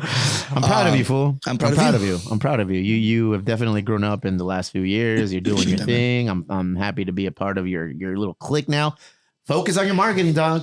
You don't believe me? We're gonna introduce somebody right now. Dude, that's his message to me all the time. We're gonna introduce you everybody into somebody who's been hustling since day one, dog. Entrepreneur, all of the things. I'll name a couple because I know you got a shit ton that I don't know, and I know they're out there. Birria King, Hibachi Kings, partner in one of the Cutthroat. I'm pretty sure I saw somewhere you own a music label, some sort of music group. Something, ladies and gentlemen, el compa Junior Moran. What's up, fool? Yeah, bro. Finally, we've been flirting with bringing you on for a while, but Casas is crazy busy, and he doesn't like when I bring a guest up. He's like, "No, fool, let me vet them first." I was like, "All right, dog, whatever." But we're here now, and he fucking fed us, Barry. You're like comatose right now. I'm about to fucking bust Milo right now. So good. We had birria tacos from Birria King, but before we get into that, tell us a little bit about yourself, man. How did you get bit by the entrepreneurial bug? How did it start? Where are you from? Whoa. Shit. First, I want to shout you out for, the reason why I'm here is the last time that I saw that interview, just gave it up. I think we crossed paths once. Yes, one time. Right? But shit, when he mentioned me, you gave it up, and I respect that, appreciate it. And, Junior, 34 years old, born and raised, well, not born, but I was definitely raised here in San Diego. Hey. The later part of my life. I was born in LA and actually grew up in TJ. Apágale el micrófono, bro. Nice. Well, you made a good choice coming down south, bro. It was just a Disneyland trip. Disneyland trip? I was born while they were out there. So. Oh, that's Was it really? funny. Yeah. Oh, hell yeah, bro. You get a free pass? Disneyland, no. And the Splash I Mountain wasn't on born in Monday. Disneyland, but it was a trip and it came and I was born up there. You come from an entrepreneurial background. Do your parents, are they hustlers? How did this get you? Because you, just reading that list, I know you've got more and I'm going to give you a chance to say it, but that just doesn't happen overnight. Something's got to be in you to want to go out and go on a limb and bet on yourself and just kind of grow yourself as a brand.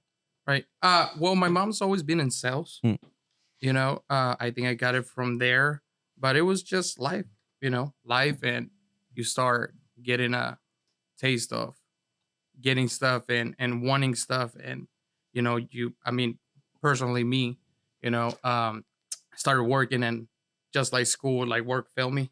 I wasn't really into working for somebody else. When I got the first taste at actually building something for myself or doing something like sales and stuff like that, I was like, here it is. This is what What was the first venture for you? The first thing I did was hustling t-shirts and jeans and shoes. Lo que caiga. Yeah. Hell yeah, fool. That was probably one of the first ones. And from there, you just kept going. What's King's Group? Well, King's Group is, is as you mentioned, the brands, so we have Hibachi Kings, we have Birria Kings, we have El Toro Street Tacos and Beer. That turned, initially, the idea was to do Hibachi Kings, the food truck. And that worked out well. When we started it, the opportunity came right away to do a second brand, which was Birria Kings. And once it became multiple concepts, I was like, well, we got to, create something that Unite the owns brands. everything, So King's Group is that. Is it just you or do you have a group of people that roll with you? Well, I have a group of people. Definitely. I have a team. I started with a partner. Business is difficult sometimes. You mention it to them. Sometimes it's not the ideal thing to do things with friends. And we fucking horrible idea, bro. Went so I don't have any. It's a bad idea on premise. And you hear the cliche, never go into business with your friends or never go into business with family because shit just goes side. When it comes to money, bro, when it comes to businesses and money, it just family and friends don't mix. No, I'll tell you, not only friends and not only family. I think that I'll tell you from my experience, just partnerships in general. Even if the strangers is a tricky situation, Not because it's hard to figure it out, not because of money, but it's just the commitment and what running a business really is compared to what we believe it is, you know? So I definitely advise people to think twice before partnering with somebody. And if you do, you always want to, I'll tell you what works for me, partner up with somebody that's ahead of you. Yes. Somebody that has more, somebody has more knowledge, more money, more finances, more structure, more whatever. And you're never going to have an issue. Yeah, because I mean, if you're anything like me or the people I fuck with, I need somebody that's more than me so I can keep pace. I want to constantly be like learning and going to them. If I'm keeping pace and I notice like if Barry and I were partners and I know Barry's not picking up the slack, I get upset. I'll be like, come on, fool, let's go. Like we got an opportunity to really take it to the next level. And here you are in the next level, man. So you got Birria King. Yeah, started. Yep. You got Hibachi Kings. You said which tacos? I'm sorry. El Toro Street Tacos. El Toro Street Tacos and beer. Over there by San Diego State. Nice. How does that do? It's cool. It's a killer, probably. No, man. It's good. So you got 2 food trucks. 2 food trucks. And those 2 food trucks require a commissary? Yeah. Like a home base, por decir. Yeah. How hard was it to maintain that? Is that like built into the model of this business when you own food trucks? Well, first and foremost, when I started this, I didn't even know how this was all put together. I got to meet some people that kind of showed me the way of how doing it. And yeah, definitely, there's a commissary. You got to have a kitchen commissary, you know. That's why I got the restaurant eventually, because I needed a kitchen to prep out of. The trucks are stored at a commissary. There's several in San Diego that they actually have the permits and everything. That's where you store the truck, charge it, and leave it overnight, where they wash it, clean it, and all that stuff. How did you get an idea to do all this? Or did you have any experience, or you just kind of said, a chingarle ni modo, let's go? I come from nightlife and doing concerts. I did that for like 13, 14 years. Later on the second part of doing that, starting to get a little bit older, had kids, stuff like that. Started realizing that even though I was killing it, you know, I was now depending on my staff and my kids to keep the brand going. Even though I had the knowledge, I kind of relied on their hustle. Okay. You know, and I still had to be there every night, you know. And I started looking around, like I said. You start looking around, you start seeing the people that are 5, 6 years older than you that are still in the nightlife, and you're like, man, like I don't want to be 40 and be here. You know? There's nothing wrong with being 40, Junior. There is nothing wrong with being 40. He's done it 4 times. Hold on. That's it. Wait. Right. So, meaning where I was at. Running an entertainment company. What does that doing the consist of? concerts, Yeah, stuff like that. Like a moving promoting? the artists. Yeah, promoting. It went from promoting to putting all the whole events together. I was partnered up with the nightclubs Okay. to do the concerts, but I still had to be there to do the show, to move the artists around, make sure that tickets are being sold, stay on top of the promoters, all that stuff, right? So I was like, see, I'm gonna move into ownership. I'm gonna go work for somebody, or I gotta figure out something that's gonna pay me long term, right? And then one thing led to another. I started a marketing agency. I was already doing marketing for my events and stuff like that. And then I started going after bars and restaurants. That ended up landing me a partnership at a restaurant. Once I started doing the marketing for that restaurant, I was forced to dive into the operation because there was too much demand, not enough efficient operation. I kind of mastered the operation part of it. COVID came. That stopped. Turned into a mess. When COVID came back around, I planned to start the marketing agency again. And then, you know, it just clicked one night. And I was like, man, nobody wants to spend money. And the last thing that people want to spend money, most of the people out there, is marketing. They don't understand it. Right? So I was like, why am I going to depend on another business owner, just like I did in my other industry, to cut my checks, especially in a time like this? Just gotta go for something different. So I started thinking about doing a restaurant. That was like, fuck the restrictions, blase, blase, blase. I went up to LA to buy some stuff, and I saw the concept of the Japanese stuff, the hibachi grill up there. And I was like, I'm gonna reach out to them, see if they want to branch out to San Diego. He said, no. Is that We the don't do move business with usually? nobody. You saw opportunities of other business models, and your first inclination was like, do you guys franchise? And then you would try to bring that brand down to San Diego, or? Well, to me, it was more like, I don't know anything about the business. I don't know anything about the menu. I'm not a cook, right? So if there's something that is working, why not participate? And then, you know, grow it from there. That's the way that I always done my thing. When I went into nightlife, I wasn't a promoter. I was working in marketing and promotions for a radio station. Yeah, that's a crazy industry, no way? Right? It's fun. Yeah? It's fun. You were there for 13 years? 13. You've seen it all. Yep. You've seen some. Seen and done it all. You've seen it all. You've seen some pretty high end talent that probably acts like assholes, or what? Why are my questions always about that? I always want to learn about who's the asshole. I want to learn about who's the biggest weenie that you've ever worked with. Well, I worked- Nightlife, a lot of perico or what? You know, I went, like I said, I went from being a paper pusher, passing out flyers, and hey, come to the club. Let me get you a bottle and stuff like that. To where to me, it was kind of corny to do that shit. I got more into the producing the event, got the finances up, and then I was always anti working for people, so I started developing my own entertainment company, and then I came to the venues that I already had a relationship with, and I said like, hey, listen, let's bust it down the middle, I'll put up the money up, I'll risk it up. There was an issue. I was obviously in the hip hop side of things, so San Diego was conservative. The venues didn't want to take risks. Nobody likes to come to San Diego, right? Not more like the city is not really open to bring what hits. You know, once again, the urban has always been a little bit scary, and it's not the most comfortable environment to move on sometimes. So people kind of like stay away from it. Plus, PD and politicians kind of like Muchos pedos. Yeah. So I said like, hey, listen, there's opportunity here. Nobody wants to deal with it. I know how to deal with it. I know how to navigate with it. I got this many years working with you guys, and I'm putting up the risk. Let's split up the pie. So that's how it started. And the venues were very receptive to your business model? Well, at the beginning, there was every single door was closed, and but it just goes down to what you were mentioning right now. Like, you just got to put the money up. You just got to put the risk up, and then you just force the situation. What happens when you force the situation? Either you lose or you win. When you win, the door's open. The resistance goes away. Yeah, that's the thing about resistance is not everyone's built for it, man. Yeah. Not everyone is built for the resistance. And look, my partner at the bar is Cece. She's built for the resistance. We're built for the resistance. She is the resistance. Look at her. I'm a pusher for sure. Viva la resistance. Viva la resistance. Real talk. You know, we can relate with the pandemic. Having a bar during the pandemic was ridiculous, because we have a sister bar in the Manhattan, and they remained open. We didn't. So it was just kind of like, fuck, what are we going to do? And I have the brewery, and the brewery, we stayed open as it relates.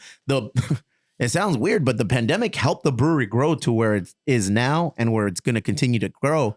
Because we had to introduce like 4-packs. We introduced our delivery system. All the to-go orders. So for us, it worked like that. For the Alwood, our bar, it didn't necessarily. We just rode the wave out and said, hey, shut it down until we're ready to open. And fortunately, people came back. The food truck industry, did that blossom during the pandemic? What industry were you in when the pandemic hit?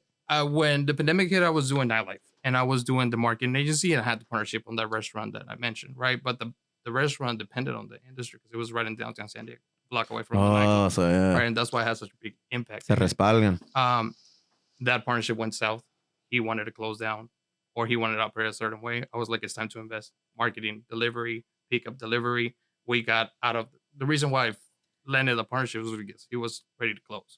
He was trying to sell it to me. At that point, I was like, I don't want to buy something that's failing. I'll fix it. I'll partner out with you while I fix it. And then if I got to buy it. You want to walk away, you walk away. Whatever needs to happen after we fix it. When the pandemic came, we had already experienced about 11 months of, getting out of the hole. And I said like, hey, we're not going to fall in the hole. This shit is long-term. This shit is going to be difficult. And the way to, deal with difficult situations is to take them on head on. Like, fuck closing, fuck this, fuck that, fuck relying on the government. What are we doing? Let's change our marketing model. Let's go all in from now.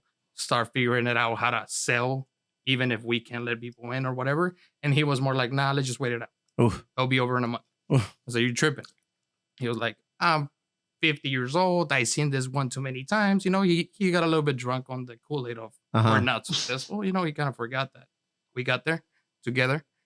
And, we just couldn't come to an agreement, and I wasn't going to go in a hole with him. And I said, like, hey, listen, we do it right or we don't do it at all. And we didn't do it at all. So I went home, sat down. I said, all right, cool. What's next? We got 3 months to plan because, I was obviously following the news day and night. And once I saw that the opportunity was going to come back around to do something, I knew that nightlife and concerts was going to be the last thing I was going to be able to do. Oh, for sure. So I said, what the fuck am I going to do? I got 3 kids, right? And I support both of my families, indirect families, like my parents and my wife's parents. So we went ahead and started planning for the marketing stuff and for the marketing agency. But then I was like, hey, I already made that successful. Why not just do my it own again? thing. Yeah. And that's what started it all again. Uh-huh.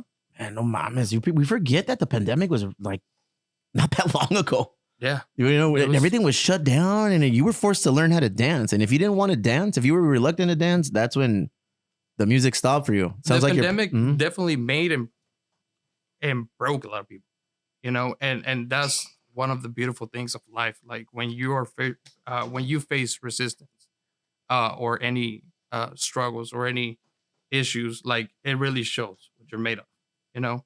And when I saw that happen, it was amazing because I was looking, like I mentioned, for the last 3 years prior to the pandemic, I was looking for what was next, but I never took that leap of faith of I'm focusing on what's next because I was so comfortable to collect so much doing concerts. It was so easy. Once that was over, it was like, all right, full force on what's next. And that's when you start looking at opportunity.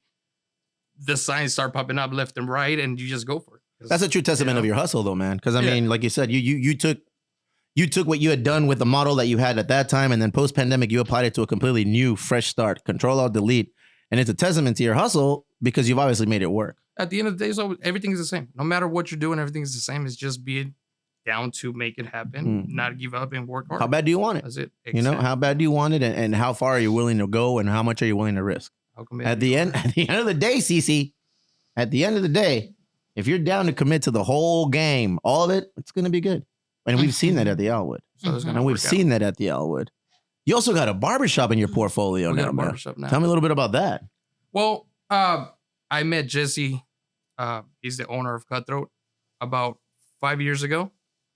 He grew up in Eastside, just like I did. I respected his growth and building that brand, not necessarily the barbershop. He turned that into a brand. And I told him, whenever you need me, whenever you're ready, I just want to be a part of it in any shape, way, or form that you want me to. And then he came to me about a year ago. Yeah, almost a year ago. And he said, like, hey, there's an opportunity coming up in East Lake. What's up? And I said, let's do it. I really think that together we can take that to be really big, like go nationwide. Barbershops are a whole different bill now. Yeah. I remember growing up, I would go to the same barbershop when I was little, man. Down here in Bonita, across the street from Southwestern College. It used to be called Albert's Barbershop. Albert's Barbershop right there next to 7-Eleven, bro. My dad would go there and he'd bring me. And I didn't know the importance of a barbershop until I got older. You know, and now my kids go to a barber and my kids have their own barber. So I'm like, oh shit, it's almost like a rite of passage. It's almost like we're passing the torch down. It really is, man. Lifestyle. But look at that. How many spots are currently there? Well, he owns 5 barbershops. Okay. We are partners in one. We're definitely working and planning towards the future. And the plan, obviously, to join the brand was to dive our feet on the first location. And then from there, the plan is to take it nationwide. Nice. He has 5 proven concepts. The brand Cutthroat is just, and that's why I was such a fan of his hustle and what he built. Because, you know, like you said, a barbershop, we've seen barbershops, we've seen a lot of reigns come and go of barbershops, you know. I think what Jesse executed well, which is kind of along the lines of what I did with the food stuff, is he developed a concept that can be bigger than just a barbershop. That Cutthroat thing is merch, is shirts, is podcast, is a bunch of stuff. It doesn't have a ceiling, you know, and that's what I'm fully invested in, which is how big can we make it? Can we make it a media company? Can we go across the nation having a Cutthroat in every single neighborhood? You know, and that's the plan right now. Mames, bro. That's crazy. All off of barbershops. It doesn't matter. A brand is a brand. A brand's a brand. A brand is a brand. And what you choose to put under the umbrella of the brand is that, you know, like we did fucking Emo Brown. Yeah. Emo Brown is now a brand. Like we you know, like we had no idea what we were doing when we started. It was a podcast. Now it's a fucking beer. It's a pre-roll. You know, it's a bunch of different shit. It sounds like the same thing that what you work with, like with King's Group. Within that is, you know, Birria King. Within that is also Pinche Hibachi Kings. And within that, a part of your portfolio is now Cutthroat, you know? Well, how much money did it take for you to jump in after the music industry and to start your own thing? We started with, I don't know, $20,000. 20 racks? We just did the math on what it was going to take cost us to get the truck, get it wrapped. Dude, how much did a truck cost? We just opened it up. ¿Cuánto cuesta una pinche troca así? Well, they're expensive. We didn't buy it. We leased it. We rented it out. But we just came up with the math of what it was going to take us to get us to operate on the first day. And then from there, we just figured it out. Let's go. Fuck yeah. Yeah. Shit, man. The finish line constantly moves, Barry. The first step is the hardest. You just got to do shit. I tell Albert that all the time. You just gotta do shit. Yeah. Just do it. Why don't you think Albert listens to you He or does to me? What do you think it is? He does listen. Is he afraid to be a success? No, I don't think so. He's successful. I was the least confident. No. His ears are smaller than his teeth. That's all. Albert listens, bro. Yeah. we want the best for him. I think we all gotta process. And you asked me what started or what ignited. I couldn't be able to tell you. I think that life just has a plan. It's already written, you know. And when shit comes, you just start facing it. You start learning shit. You talked about the brands, how Cutthroat or how Kings Group can be all this, how Emo Brand is all this, and you just realize that everything is a business within a business within a business. So if I'm selling this, what else am I doing that I can turn into a service that I provide? And now I'm aligned. There you go. Everything is an opportunity. Right? And that's how I came in after got into when I landed that partnership based on the marketing, which the marketing started because of the tickets that I was selling, right? I was like, all right, cool. So I do the marketing. I can sell tickets. I can sell food every day instead of once a month selling tickets for an event. That's money every day. When I got into the restaurant, I said, okay, cool. If I can bring the people, well, let me learn how to service the people and make it better and multiply it by 10, right? And that's where it kicks in. How much do you want? How much do you want it? How much are you willing to sacrifice? Mm-hmm. Time, me, energy, like, family, everything. A lot of people say like, oh, you got 5, 6 locations, chill. Fuck no. If I got 5, 6, that means in fucking 2 years I can have 100. You know? But you're giving up all this other stuff. That's fine. My kids won't have to. And that is the driving force behind it, you know? And that's what I'm focused on. How do you balance the entrepreneur life and the family life? You just It's hard, fool. It is. It's Like it's hard. There's 24 hours in a day. Yeah. There's 24 hours in a day. I don't have time to watch TV. But other than that, I got time for everything else. Do you have like a breakdown? Like, you know, like I'm doing this many hours of work, this many hours of family, this many hours of this. Have things. I just structure my schedule. I plan my week. I plan my month. Like I get up, no matter what time I go to sleep, get up at 6:30 to get my work in by the time that they get up and go to school so they can see me that day. If they don't get to see me the rest of the day, at least they see me before they go to school. I feel you. Right? If I got 10 minutes, I strategically place my office, my warehouse close to home, right? So any 10, 15 minutes that I got, I go make sure they see them. If I can make it to a practice, I make it to a practice. If I can make it to dinner, I make it to dinner. No matter how many things I still got to do, you got to find the time. You know? You have priorities. You know what you want. You take the hit.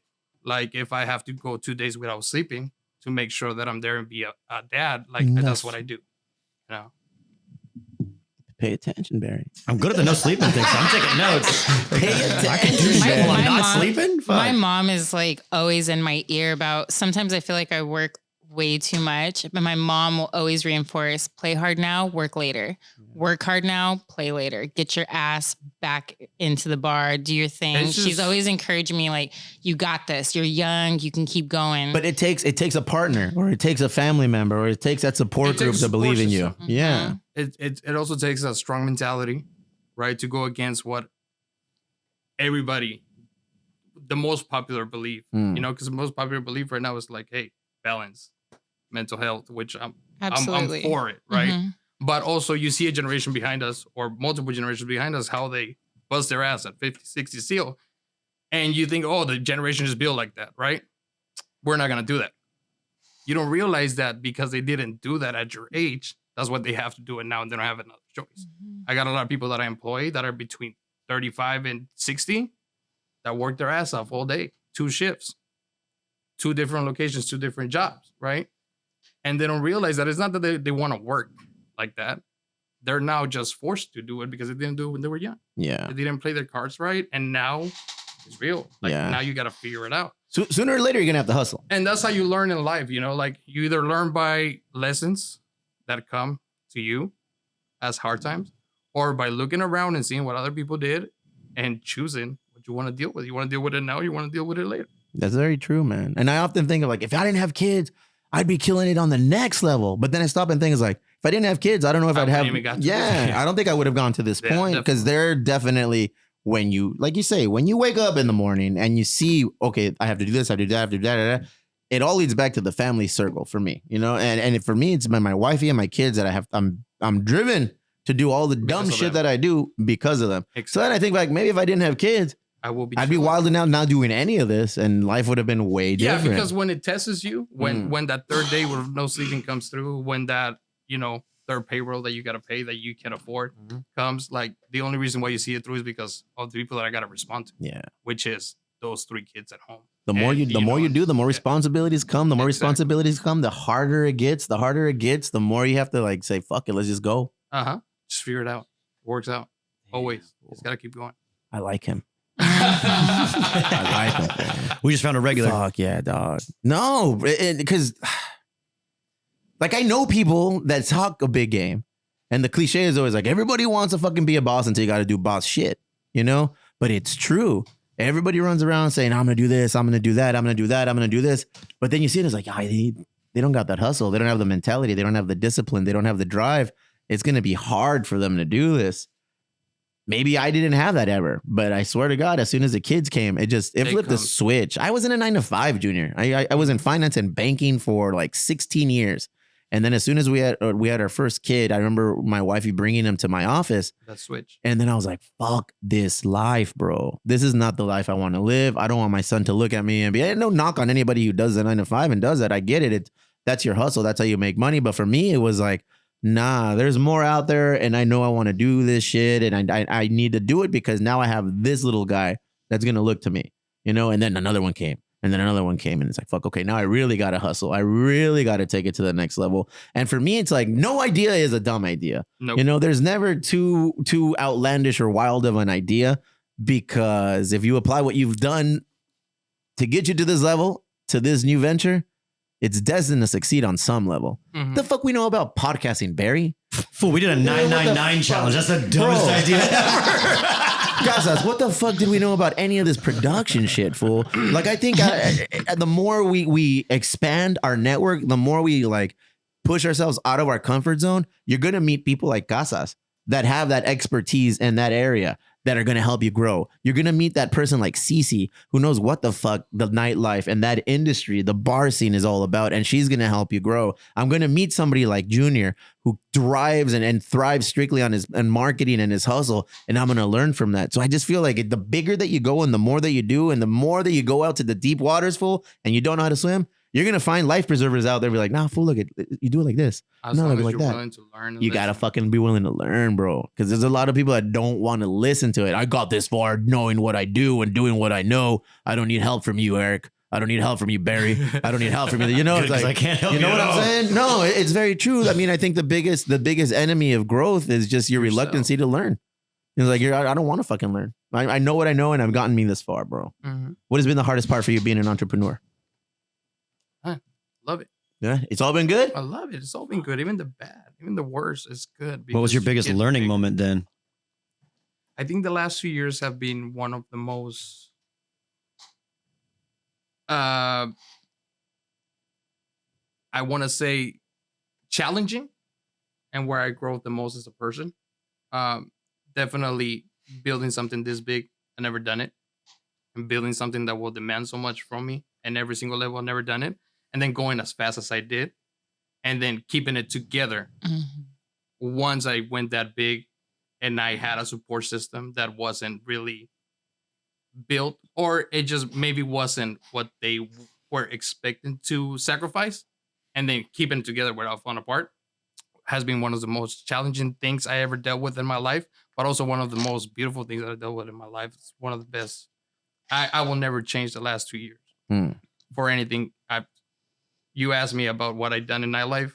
I don't know if everybody's familiar with hip hop here, but like I was the guy bringing Rick Ross, Lil Wayne, the A-listers to San Diego, and I was getting the huge checks to do so.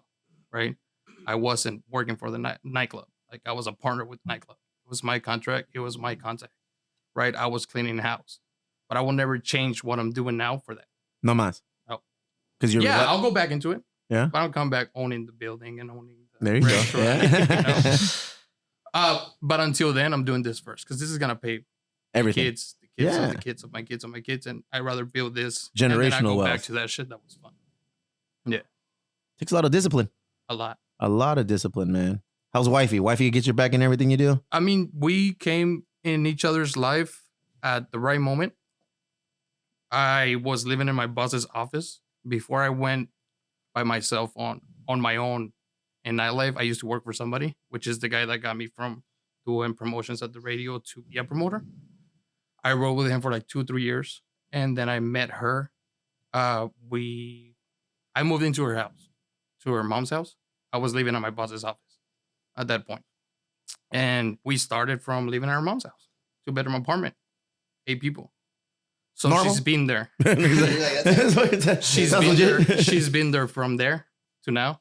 So she is the most important person in my corner, right next to my mom. The next one.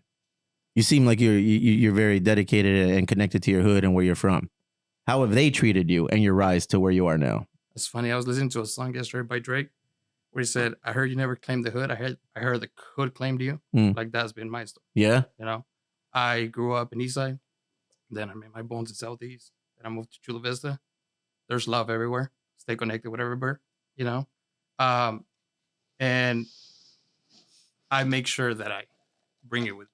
Yeah. You know, because it's like anything else. Once one of us make it, everybody sees us positive. Yeah. Yeah. That's true. Like that is true. I'm from no hood. You know, like I was raised in Bonita and in Chula Vista, but it doesn't matter where the fuck you're from. You got to stay connected to where you're from because people from there saw you hustle, saw you grow. And then you're just providing an opportunity for them to see, oh, fuck, Junior did this now, bro. And now fucking Junior's doing that. He's going to have fucking nationwide cutthroat brand all over.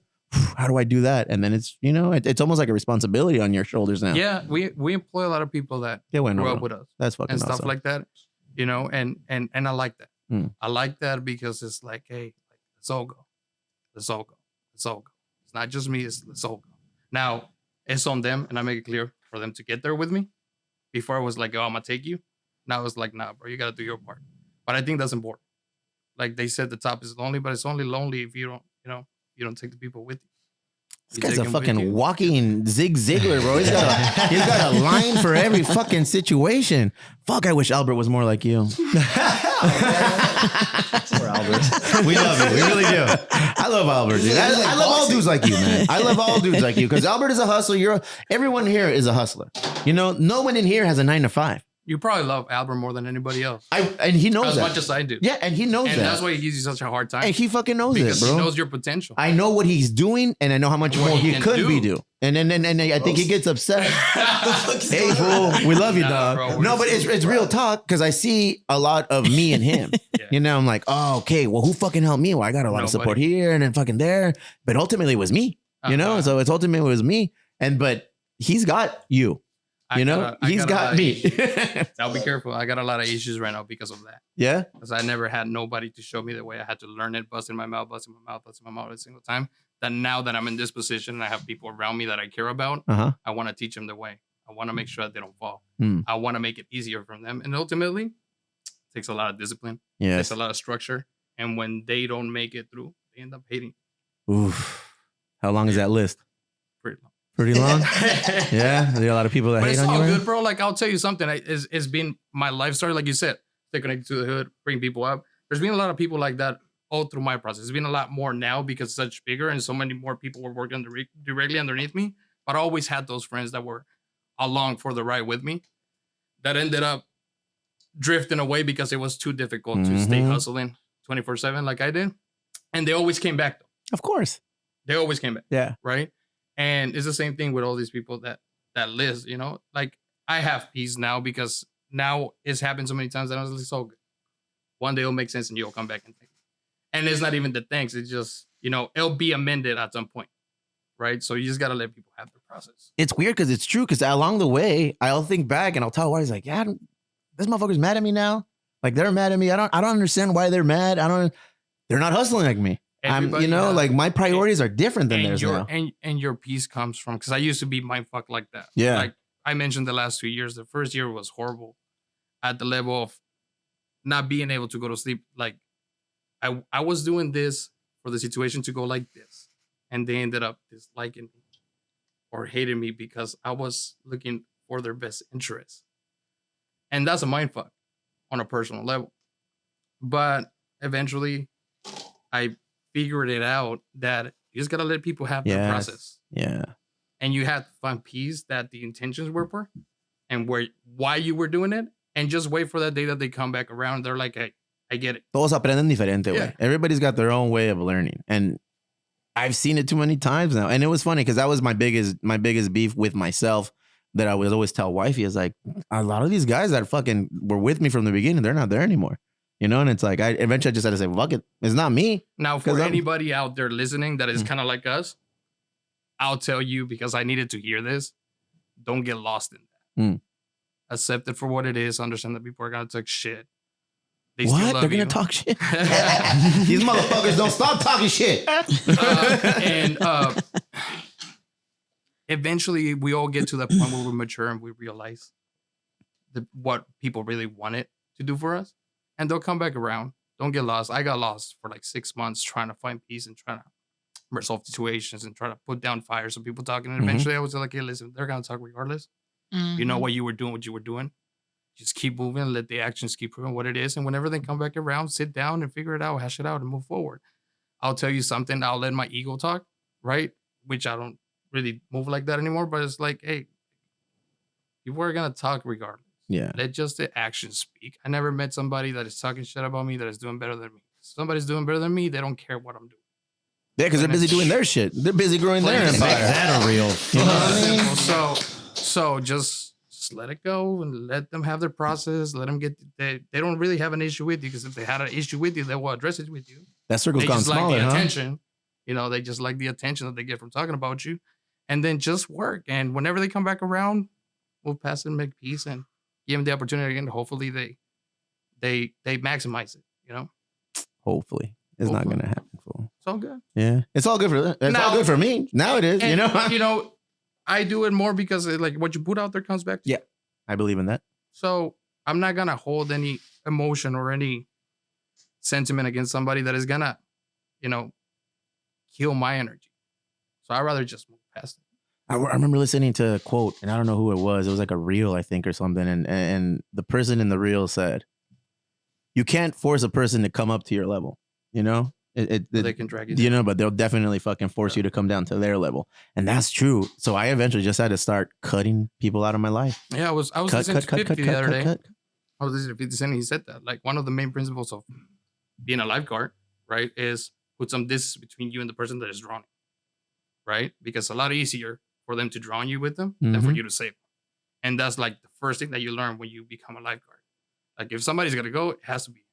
You're trying to save them, but you got to put some, because it's easier for them to drown you than for you to save them. And that is true. You just got to, hey, at the end of the day, we all make our decisions and we got to suffer the consequences. Nice. I'm happy I'm not the only one with fucking haters, CC. You Man, too. this is great. I'm over here just like, and all the Lord's children said, amen. Amen. We're going to talk about starting that church. True. I love it. Lexi hit us with some Ay Dios mío moments right now. So okay. Lexi's about to hit us with some Sorry. current events, and we're going to see what's up in the world today. All right. So an Australian vegan resident is facing backlash after she sent her neighbor a letter to stop cooking their meat with their windows open.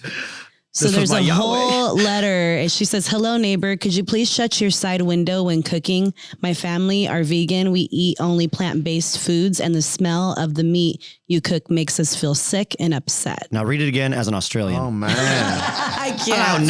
Hey, so that letter that you put up, that's the actual letter right there? Yeah. Oh, wow. So they're cooking next door. Uh-huh. In their own Steaks. house. They're cooking some fucking roux and some shrimp on the barbie. Picking some spiders. And then you got vegans next door that are getting sick and butthurt because the window's open and the smell is And look at, and they Oh my threatened, we'll God. report you and go to social media too. So what? Social media. And then it completely flipped around on him because social media Yeah. came after her. Yeah. Taking back to what Junior said, that's somebody who doesn't have too much going on in their life. If they have enough time to come at you about what you're cooking, how you're cooking, and what aromas are coming out of your kitchen. Jesus. She's like, you should Christ. close your window. I was like, how about you close your window? Yeah. Like, what the fuck? Exactly, right? You're not. I just saw you inhale some fucking birria tacos right now. I was going to ask you if you were vegan, CC. No but way. No. Are any vegans If she here, is, though? she's a bad one. Yeah, the worst vegan ever. I don't see why. No, I had a vegan best friend and she never was like, hey, don't eat that in front of me or anything, you know? So Isn't that I was crazy? a vegan for years when I lived in San Francisco.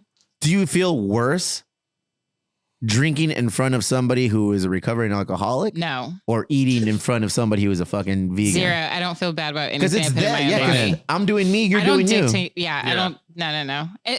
If it's their problem, we're probably not close. Uh-huh. I don't have people around me that would give a fuck. Damn, you're so angry. I mean, come on. Let's go.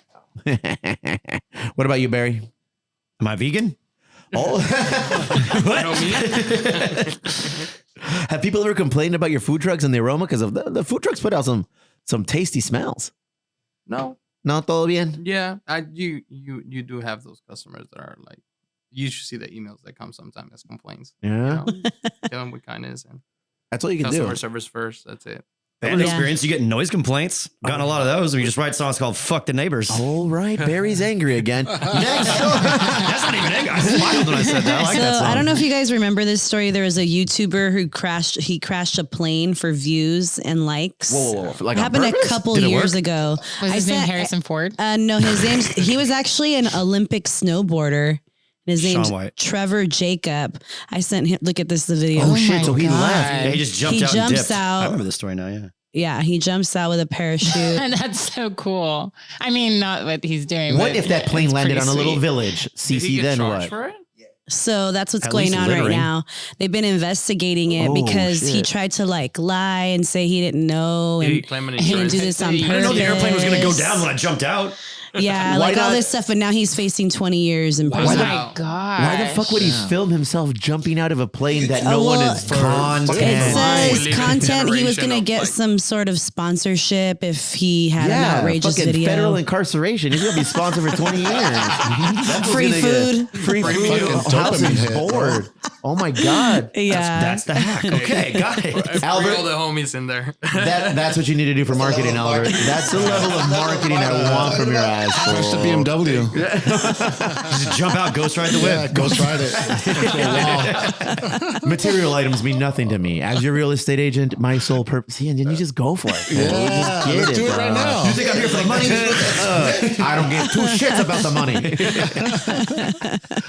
All right. Yeah. So the next story, you guys have kids, so I don't know. There's these two boys. She doesn't know. 3 and 6. They crashed their parents' car while Airplane? driving to a toy store. Apparently, Hey, I did that Rose, yeah. They just want to do hood rat shit with their friends. Bro. I want to do hood rat shit.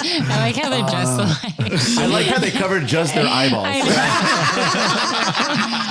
They're Silver like, teeth. you're gonna be a Yeah. felon and you're gonna have no eyes, fool. How old were they? 3 and 6. The 6-year-old was Christ. driving. I They hope tried as so. adults, Of right? course. Where is this at? Malaysia. Modesto. Oh.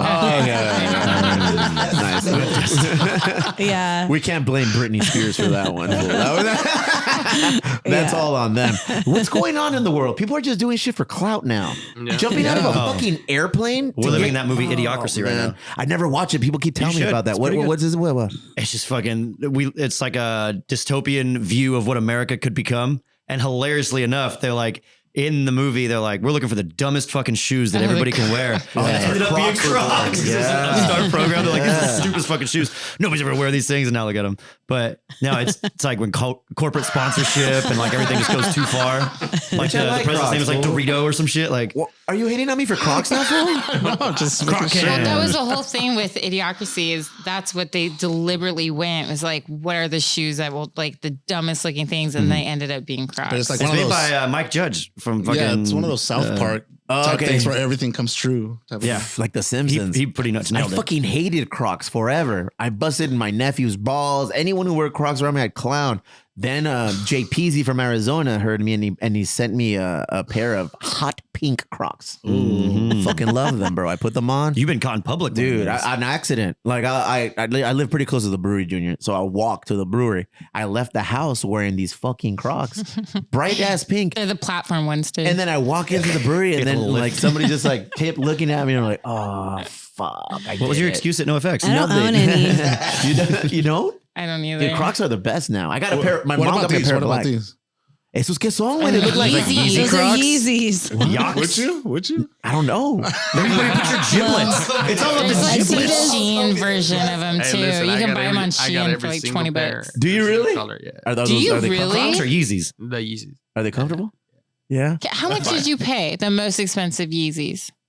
You're not gonna do me like you guys did, Fabio. Come on. I gotta know. I gotta think for shoes. I gotta think for shoes, baby.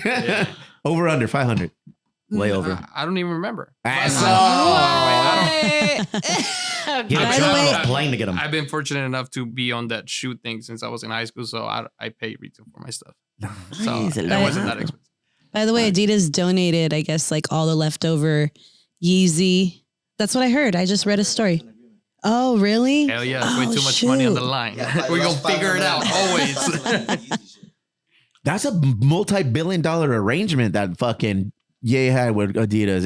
Adidas would be ignorant to just throw all of that shit into the fire and said, done. Hey, props to GC. He's been talking that shit for a few years, and he told every single fucking corporation that he was that guy. And listen, on a personal level, I don't like his music. Personal level, I think he's fucking You're talking about crazy. Kanye? Yeah. Oh but my on the level of being an icon and building a brand, he has all the leverage and respect. I mean, like when you get a corporation like that to come back to the table, that's crazy. I got zero respect for him for all the shit that he said crazy. and all the shit that he was wearing. I got zero respect. Dead stop. On a personal level, but business wise, whatever. I'm telling you, some minds are just built different. He got on a podcast and with Breakfast Club, and he told Nike like, "You're gonna regret this shit," and then he went and built that shit at Adidas. That shit was respect. Yeah, respect. I mean, on a personal level, fuck him. I'm not a fan, like at all. But there's certain Chapo Guzman.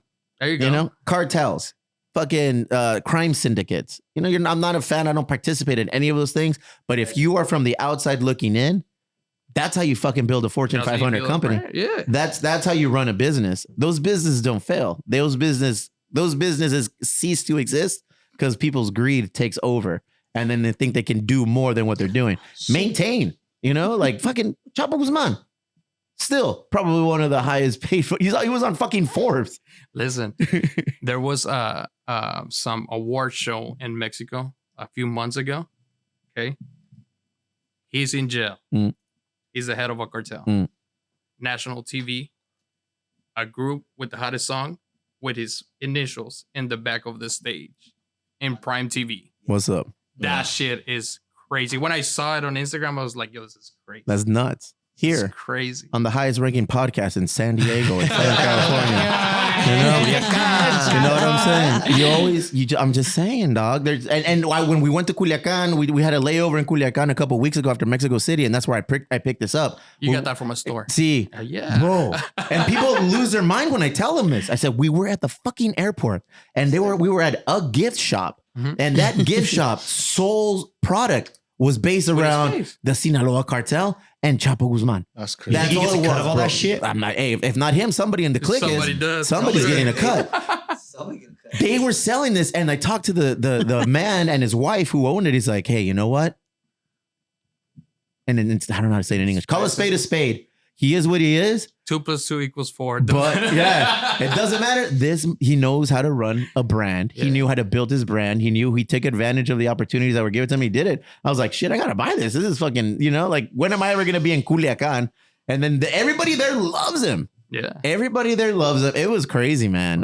Just leave your hood for a little bit. So we need to come up with the Chapo slide somehow. That could be our little fucking asshole. It has a mustache on it, fool. Life is crazy, but I agree with Junior in that, and I've said it for years. Like, if I had an opportunity to run my businesses like one of these cartels runs theirs, I think it's foolproof. You know, because it's run on loyalty and it's run on respect and it's run on making sure you do things the right way. Unfortunately, in an illicit fucking industry. But I feel if you take those mentalities and you sit down Warren Buffett, you sit down a Bill Gates, and you sit down like a cartel boss or a mafia leader or whatever, they're going to come to agreement on a lot of things. Mm-hmm. They're going to know like how to structure certain things. They'll know how to solve problems. Like, I don't know why you. Oh my God! Jesus Christ! Where you guys at? We were at Chapo's house. That's where we got the Yeezys. We were like 20 bottles in. Oh, yeah. 20 bottles in? Albert looks like it. Listen, since I started the business, that was the first trip I took. Where was that? And we went to Cabo. Yep. Nice. No, estos vatos. Shit, fool. Hey, you were thinner there, fucking Albert. What happened? Breaking. That's what happened. We gotta work on that posture a little bit there. Oh man, 20 hey, bottles, dude. Sorry, I'm not a medium anymore. I feel you. today was an epic fucking conversation. We I wasn't comfortable at spot. fuck listening to Junior just spit his game, how he started, where he started, what drives him, what keeps him motivated, what it takes. He gave you guys a fucking blueprint on how to make it work. Yep. That shit is foolproof. For a second there, I thought you were talking about our lunch break. That's what I was saying. I was uncomfortable as fuck because I thought he was going to talk about the lunch conversation. Patreon. People got to pay to hear that. That fucking lunch was amazing, though. Yeah, that it lunch was was amazing. so good. What was in it? And the Every lunch at Belia Kings is amazing. Go check it out. Fool, I don't know if there was a rhino pills. Like ground up rhino pills Yeah, I from think fucking so. 7-Eleven guys were were in the horny, salsa.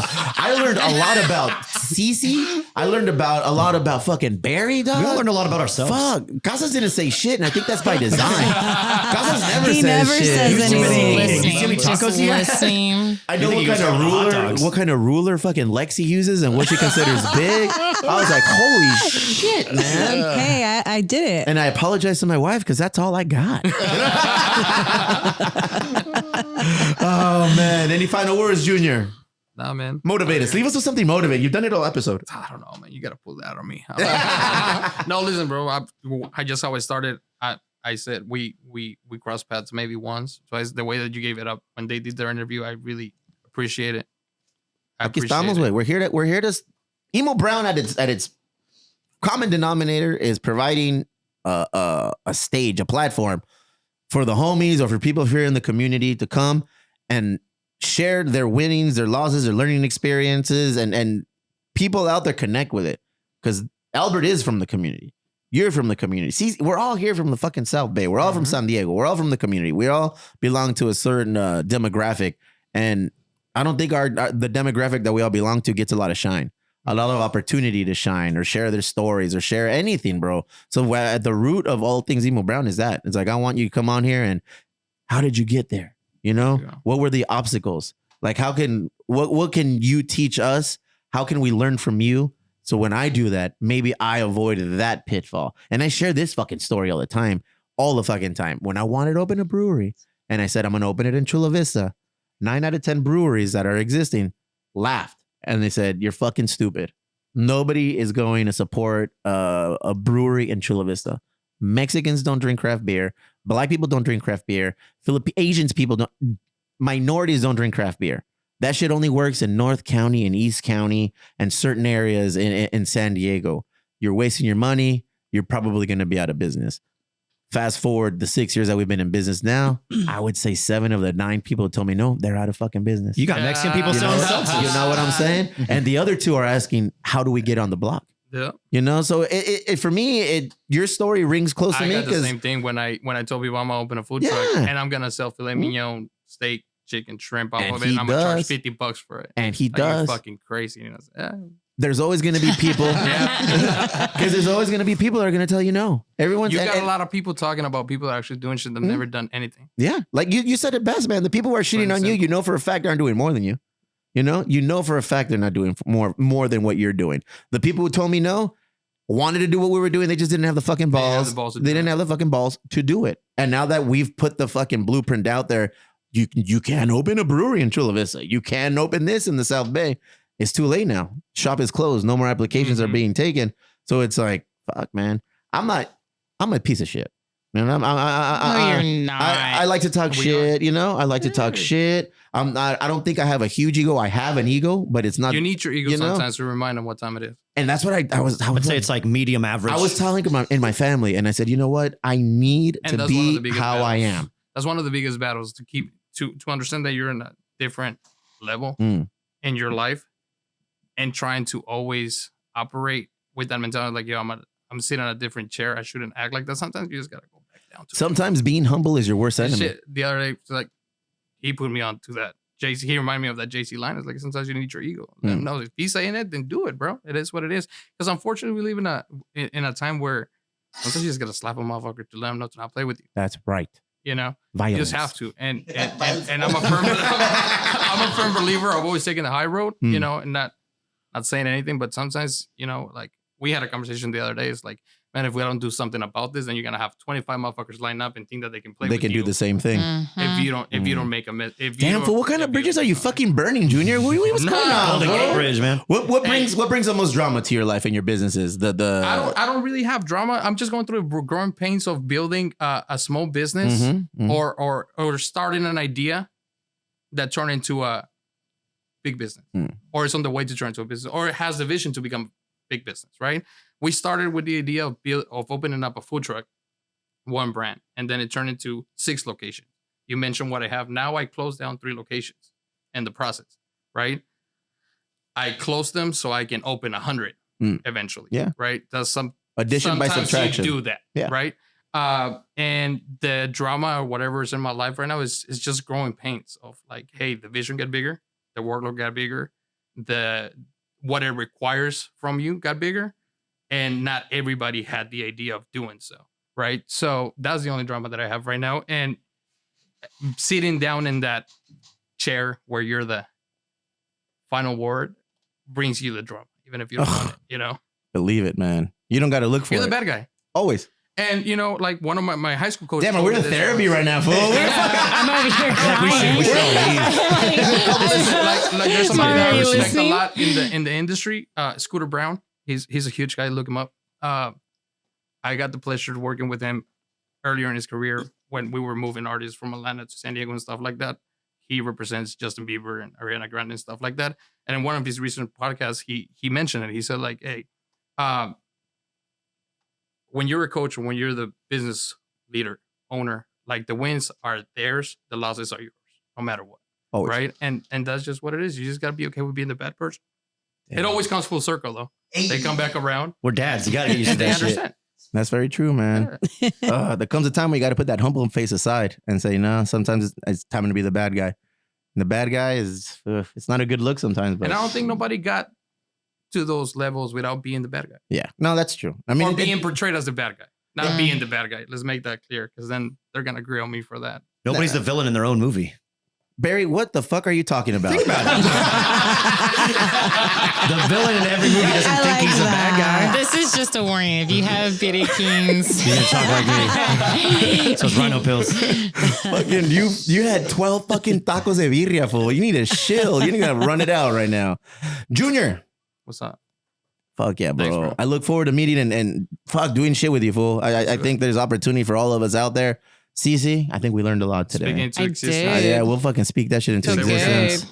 We're gonna celebrate that we get that beer and wine license with a drop of. Get it, bro. Yeah, let's do your thing. Ya dijiste. Ladies and gentlemen, Junior Moran. Yeah. Damn, dude. Can I put you in my back pocket?